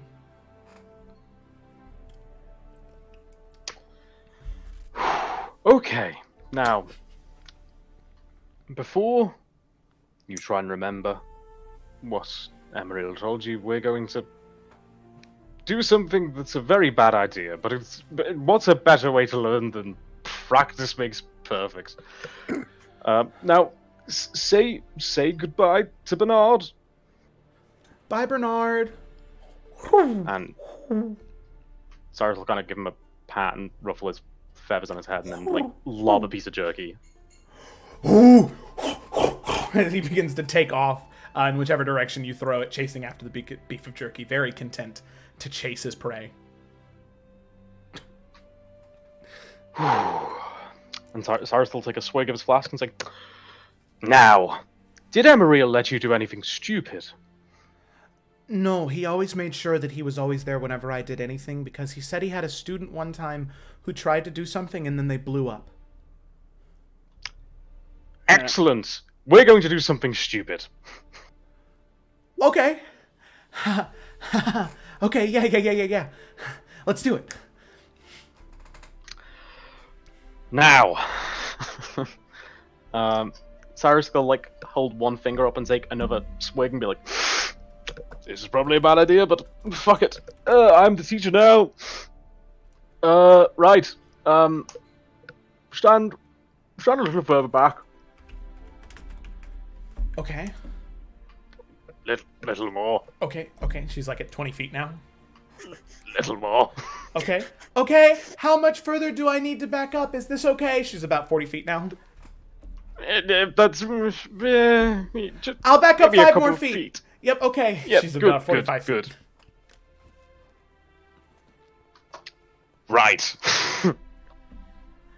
We're going to do something rather stupid. Okay. Now, has Emeril ever let you touch the weave? Just a few times. He said that it can be dangerous because I don't exactly know when I'm pushing or when I'm pulling or when I'm destroying threads. He said that sometimes I destroy threads. I don't know exactly what that means though. Me neither. Let's do it. Okay. Jesus. Now, Maya, dear, I want you to close your eyes, reach with your mind's eye to the skies, and grasp that weave. Okay. And, I'll be honest, it might... I want you to I'll tell you what. we're going to do the same thing. Picture the last time you were angry. Picture the men in the camp, the man with the cannon, that fear Okay. you felt. And I Okay. want you to think about how you would protect yourself, how you would, in that moment, if worst came to worst, how you would react and what you must do. And I want you to picture that, and I want you to open yourself to that feeling and that fate. And fuck it, we'll see what happens. Okay. Just anything at all. Why not? Okay. Well. Okay. And you can see her focus and close her eyes and just begin to breathe. You see her breathe in, hold it for 5 seconds, and then exhale. Breathe in, hold it, exhale. And over and over and over again. And you can see that as she's doing that, there is this sparking of magic around her. Not like yours, but magic that is like light reflecting off of a metallic surface, where she's focusing and focusing and focusing, and then she exhales one last time and she's gone. She disappears. What?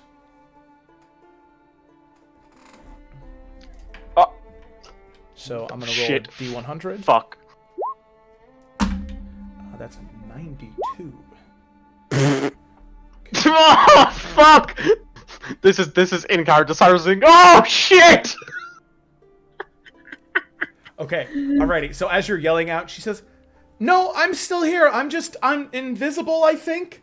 And a lot taller. Why am I so tall now? It's a growth spurt! Oh shit, what the fuck? Okay. Breathe, and as she exhales, she returns back to visibility.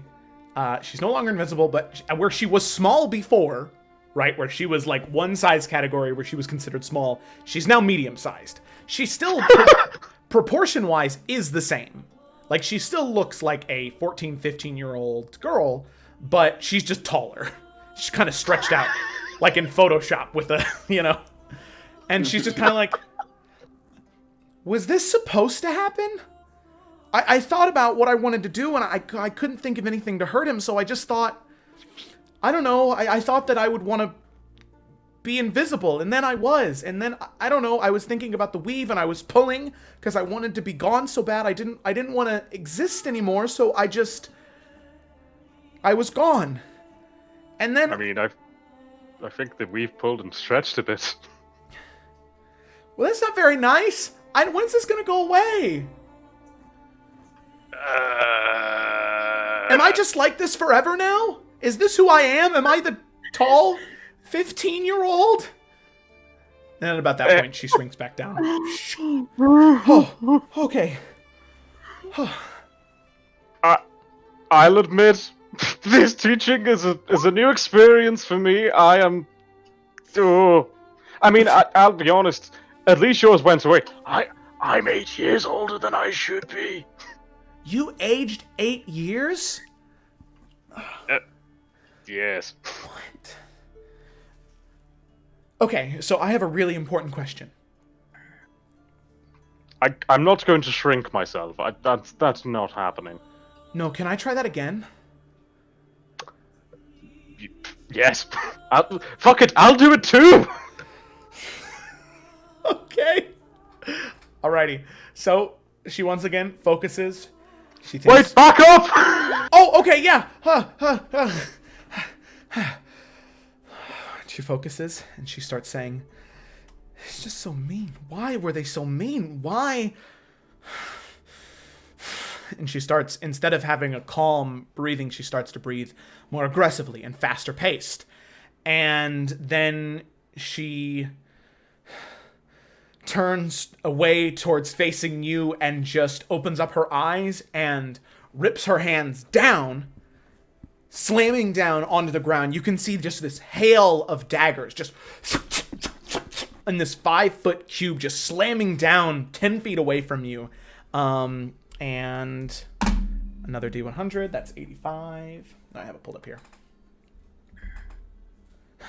So as she does that, the daggers are slamming down.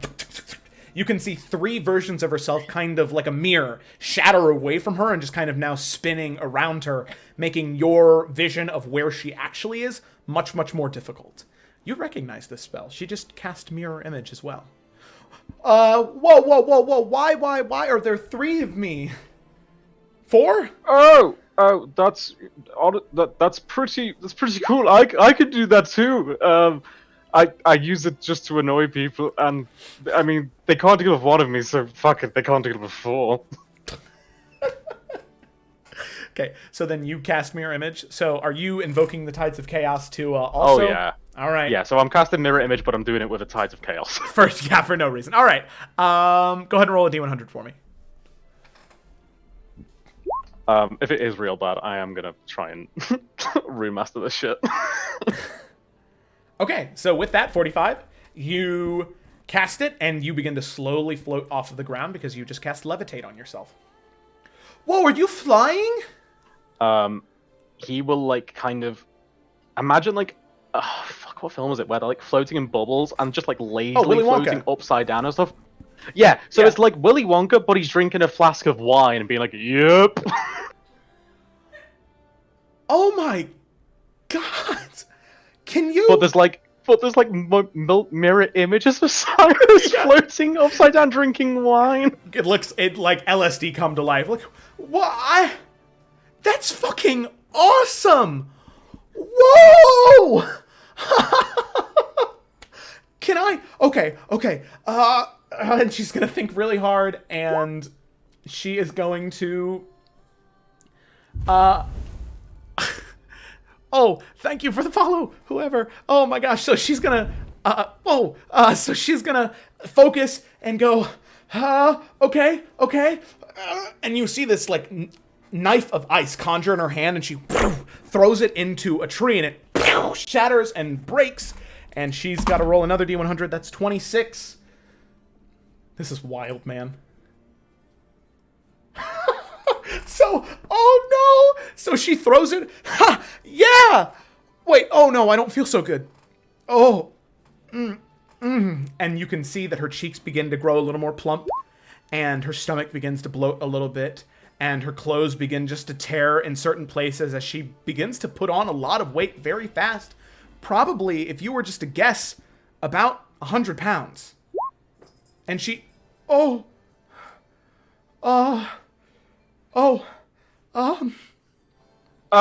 It's okay. And like Cyrus like will start out floating over there like Super Monkey Ball style, like just kind of like rolling in his hamster ball. It's okay. What's happening? Why? No. Use this. Trust me, it is fine. It will go. Think of the funny side. The funny side of what? You get to fly and this happens to me? That's not fair. Man, it's pretty funny to me. Well, you're not very nice. And she tries to push at you, but she pushes at one of the mirror images. She says, oh, come on. That's not fair. Oh, and she kind of like plops down onto the ground. And with that, the weight begins to shrink off. And she says, you're lucky that came off, right? I do that thing where I conjured the gate. I'd rather you didn't. I'll be honest. That will end poorly. I don't want to play this game anymore. And okay, maybe just one more time. Because I want something cool to happen. You have such cool things. I mean, everything you were doing out there, you were doing so much. And listen. And he'll kind of like click his fingers and like drop down to the floor and say, one more, and I will help you. And I'm in kind of like, in lore he's gonna kind of like help her with the weave, but in Jamie he's gonna bend lock. Okay, gotcha. So he's gonna use his own chaos like ability to try and like influence hers. Okay, yeah, alrighty. So, focusing once again, she is going to... Okay. There's one thing that Emma was teaching me. I'm not very good at it yet. But I'm gonna try. He was just teaching it to me before, 2 days before. Okay.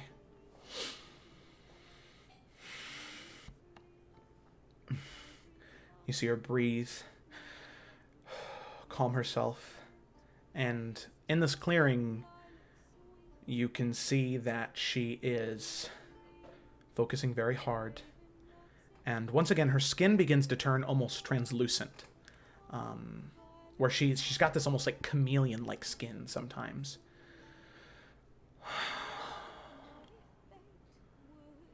And you can hear that there is this rustling of water coming from behind the two of you.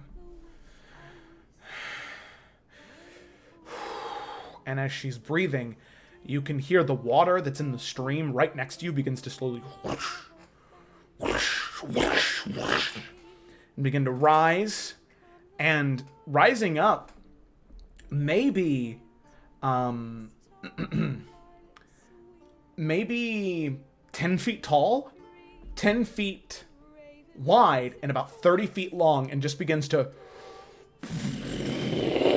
just roll over towards you and kind of breaks near the two of you and just rolls throughout the entirety of the this about 120 foot range as it just begins to, or 30 foot range, just crushing in between the trees all around you, and then crashes into the ground and begins to seep into the mud around as rolling a D100. So how I'm going to do this is I'm going to roll a D100, see what the thing is, and then if it's an adverse effect, I'll just re-roll it. Oh wait, that was a 61. Since that's how you're bending the luck, right? You're trying to make sure that she's not... Yeah, make sure she's not going to have, like, a terrible experience. Yeah. Oh, yeah, we're gonna... Okay, so you can feel something very bad about to happen, and you're like, maybe not.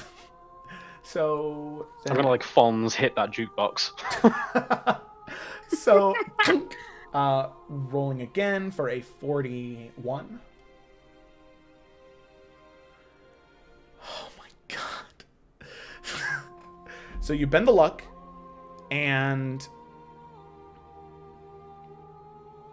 you can see her, you can see for a moment that, like, the trees around you are beginning to bend and something very bad is about to happen, but then they return to normal, and you exhale thinking that something else is going to happen, and when you open your eyes, she's not there anymore. And you look down, and you see, like, a rose in a pot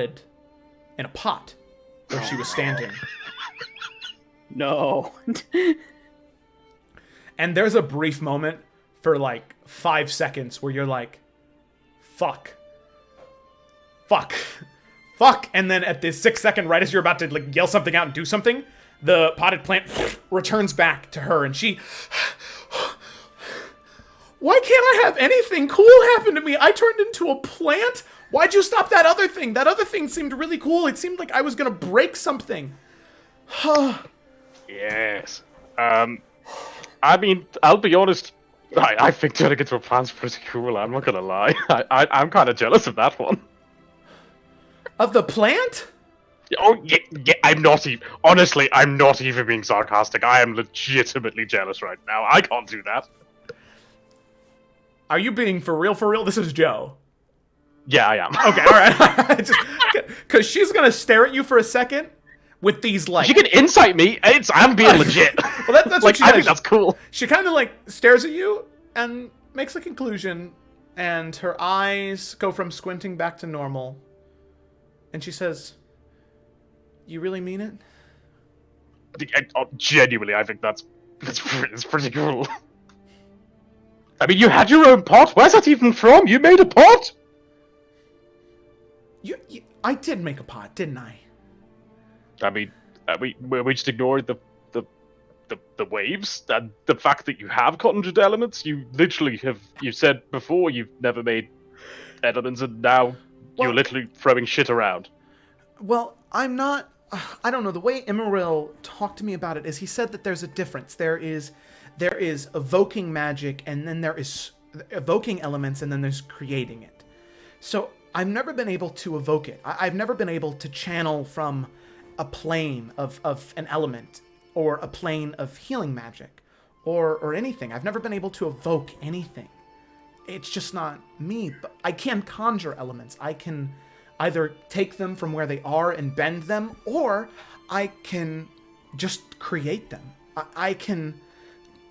He said that I remember him telling me I was remarkable because so few sorcerers have that affinity.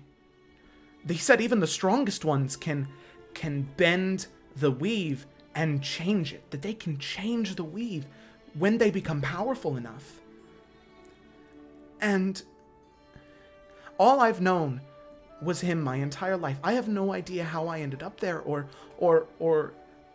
why I was there, but when he told me that I could change anything, I thought maybe he could teach me how to change it.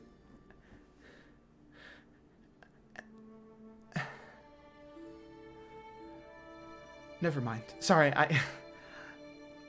Emeril said sometimes it was... He always told me to speak my mind, but he always makes sure that I'm not speaking too much out of turn or being too emotional. He said that he had a student one time who would get really emotional, and then things would catch on fire, and I think it was that lady, and I don't want to end up like that lady, because you blew her up, and she died, and I don't want to die. I just want to... I mean, technically she didn't die, I killed her, but yeah, fair point. I mean, let me clarify, I've got... First day as a teacher, I'm not saying I'm going to kill you. You know, you're not a very good teacher. I'm not. No, I'm an alcoholic. I'm a terrible teacher. Frankly, I mean, I'm pretty good with this chaos shit, but you couldn't have chose a worse teacher. But if I'm being honest, I'm happy I at least have you.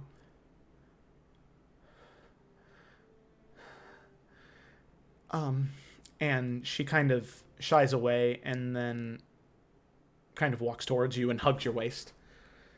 I'll kind of scrunch her hand and just start drinking fucking wine. Okay, I guess I won't. Cyrus? Yes. Can you promise me one thing? I suppose so. I've known Emeril my whole life, and he told me that no matter what, regardless of what was happening, he would always protect me and he would always be there for me. And he left. And I don't know what to do because I just feel alone, and Can you at least promise me that you'll at least be there for me? I don't know what I would do if I didn't have anyone. All I've known is him, and I don't know what to do without him. All I have is you. We're going to find him. You won't be on your own. I promise you. I know we'll find him. Have I still got these like chaos fireflies that kind of like flutter around me every now and again? After the fight, using all of that chaotic energy, it seems as though they're gone. It seems as though most of the time they are what gave you the boost. Without your knowledge, right? You never had any training on how to do this, at least not that you remember. So it seemed like those were the things that were guiding you in the fight. I know he's still out there. I mean, I've never been able to use that much of it. I mean, something else is out there too, man. That's another story. You don't need to know about that. But we'll find him. I promise. Okay. If you say so. And Cyrus, are you confident on that answer? Yeah. Okay. All right. She insight checks you again. She just stares and kind of does a half smirk and looks back down on the ground. So, do we just take a break now? Or, And he'll kind of like pull her up and like put it on his shoulders and walk back to town. He's like, yeah, so I need more wine. Okay. Okay. You know, I'm even taller than I was before when I stretched out a bit back there. This is, you know, if I was this tall, it wouldn't be that big of a deal, but I was only as tall as a normal person, and that's kind of lame. Don't get used to this. I felt bad. I almost killed you. Oh, yeah, I guess so. Okay. Oh. Okay. So with a few nervous exhales, you carry her back to town on your shoulder. Yeah, she shouldn't have incited that one. Okay. So, two of you make your way back, and then I have to ask, Alec, you already said you were getting a little frisky in the hut. No, that was the wrong word. I think that's the wrong word. Oh God, I'm sorry. I think that's I'm sorry. much the wrong word. Monetized. I've got this hoodie on, and I'm starting to get real hot. This light is it's affecting my brain. Okay, that's what I'm trying to say. she's just high. Okay, Oh, that's all. oh God. Yeah, I don't think she. I mean, she doesn't really need to be anywhere right now. I think she would just spend the rest of her evening, or rest of the afternoon at least there. Okay, alrighty. And then Morganix, you were just taking those moments. I was Anything else? gonna go see Douglas. Oh, that's right. Okay. Alrighty. So you make your way through the town back to the Mother's Tree. As you get there, you look inside and you don't see anybody in the temple area where you had gone on your path of peace. But you do see, going down further from there, you are able to see Douglas heading back in. The two guards are still there, but he is no longer there. I'm sorry, what? Or sorry, no. No, sorry. I read Alec's message saying you prob smell Alec, and I meant to say you don't smell her, but he is still there. Okay. Good. Yeah, the two guards are there, and so is Douglas. Okay, Okay, crossed my wires there. whew, okay. Almost went into panic mode for a second there. Okay. I'm gonna quietly ask the guards to give us a bit. Okay, so they nod, and they seem to do what you ask, and they leave. And I'm just gonna kinda... You said they weren't really so much bars as, like, intertwining, like, vines and Yeah, they're trees like, and stuff. yeah, like lattice. Okay, I'm just gonna sit down on the other side of them. How does he look? He's just still balled up in the corner, not even facing you. Hasn't turned around since you got there. He's... Okay. Douglas?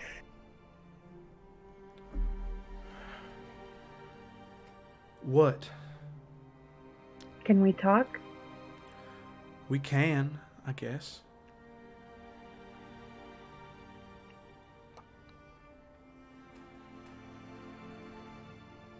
What you did was awful. And it put everyone here at risk. But I do believe you're not a bad person. You're a person that made a bad choice out of desperation, and I want you to know that I forgive you.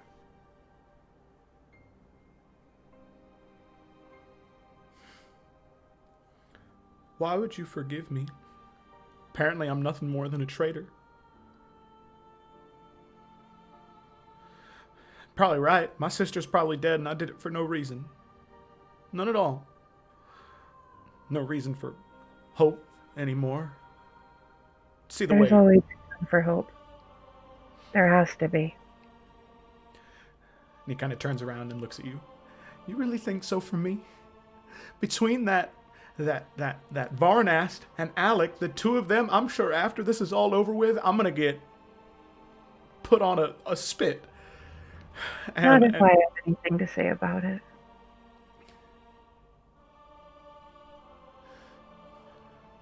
We have time. You can try to show you're sorry and make yourself. I have to believe in redemption for everyone who wants it. What if I don't want it? Then you don't. And you can tell us right now. I'm sorry. All of you did me a great kindness and a great service in the Colorful Cauldron by killing that awful woman. But if there is a chance, a fraction of a chance that my sister is alive, I don't care who I have to sacrifice to get to her again. So you know what? If I had the choice again, the only thing I wouldn't do is carry that stupid rock with me. So that way you didn't find out.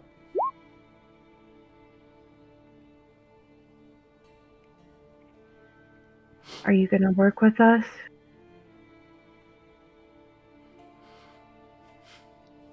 The choices you've made in the past are irrelevant. You can't unmake them or remake them. All we have are the ones we make now.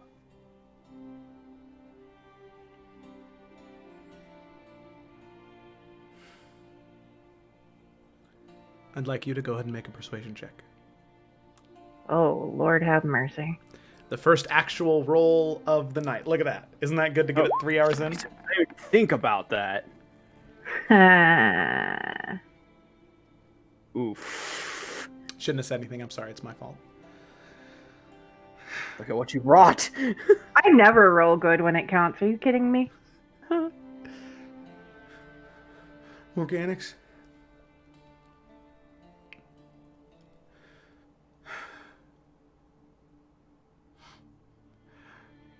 I want to do the right thing. But what difference does it make, honestly? It's over for me one way or the other.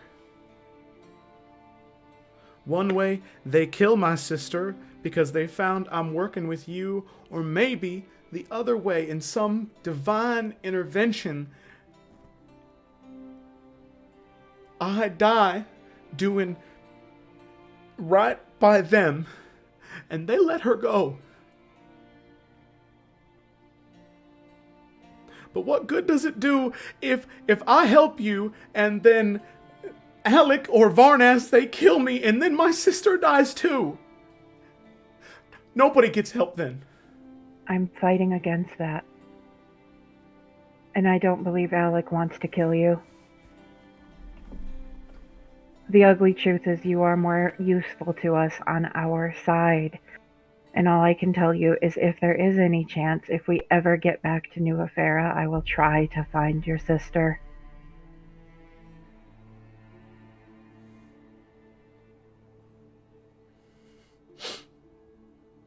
I have done terrible things, Douglas. I will spend the rest of my life regretting them or trying to make them better, because that is the only way I can go forward. How do you want to go forward? That's all that matters here. If you don't help us, then I will try to do it for you, and I'm going to use minor illusion and copy his voice. But you see, it doesn't work the same way. I don't know how you talk to them. I don't know how they talk to you. I don't know if you have code words. I could mess this up. And then I'm going to go back to speaking in my own voice. It would be better if you were on our side, and they wouldn't have to know anything has changed.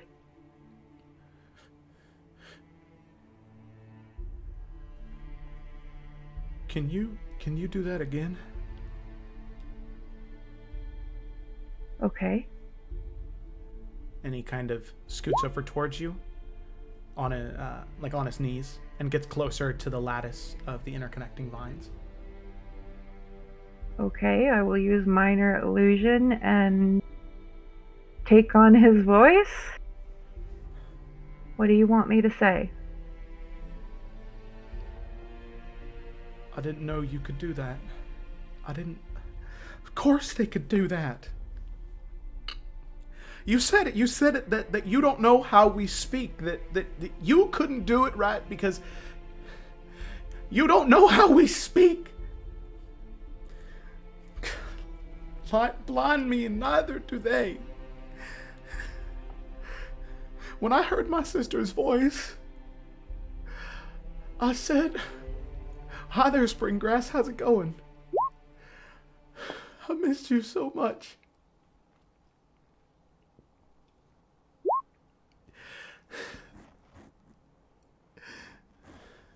And she, every time, would say, "Well, howdy there, cowboy." And she didn't. They've been lying to me. This whole time. I'm gonna reach through the lattice with my hands and put them on him. Gently.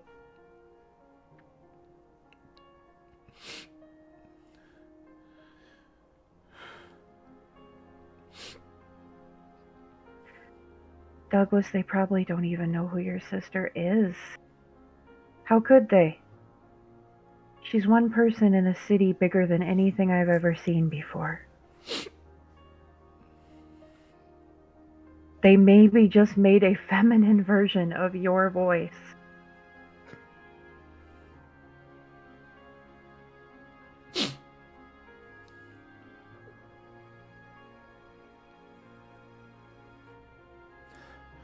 Okay. I don't want to give you false hope, but we don't know. We don't know anything. All we know is that anyone who would do that to you is evil and has no good intentions for any of us here, including you. Your feelings are nothing to them.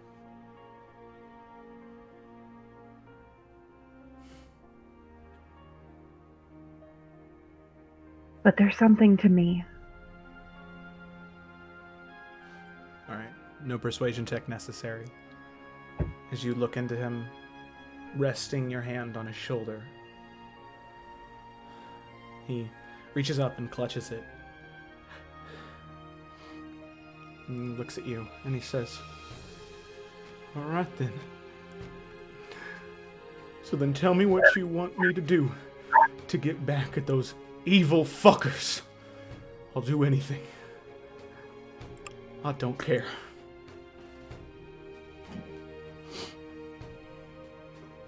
All right. We need to figure out what you're gonna say. Do you feel up to this? Light give me strength, I do. 'Cause I'm gonna make these assholes pay. See him kind of stand and rub the tears from his eyes. More confident. And he smiles and he says, "Thank you, Morganix. Thank you for believing in me."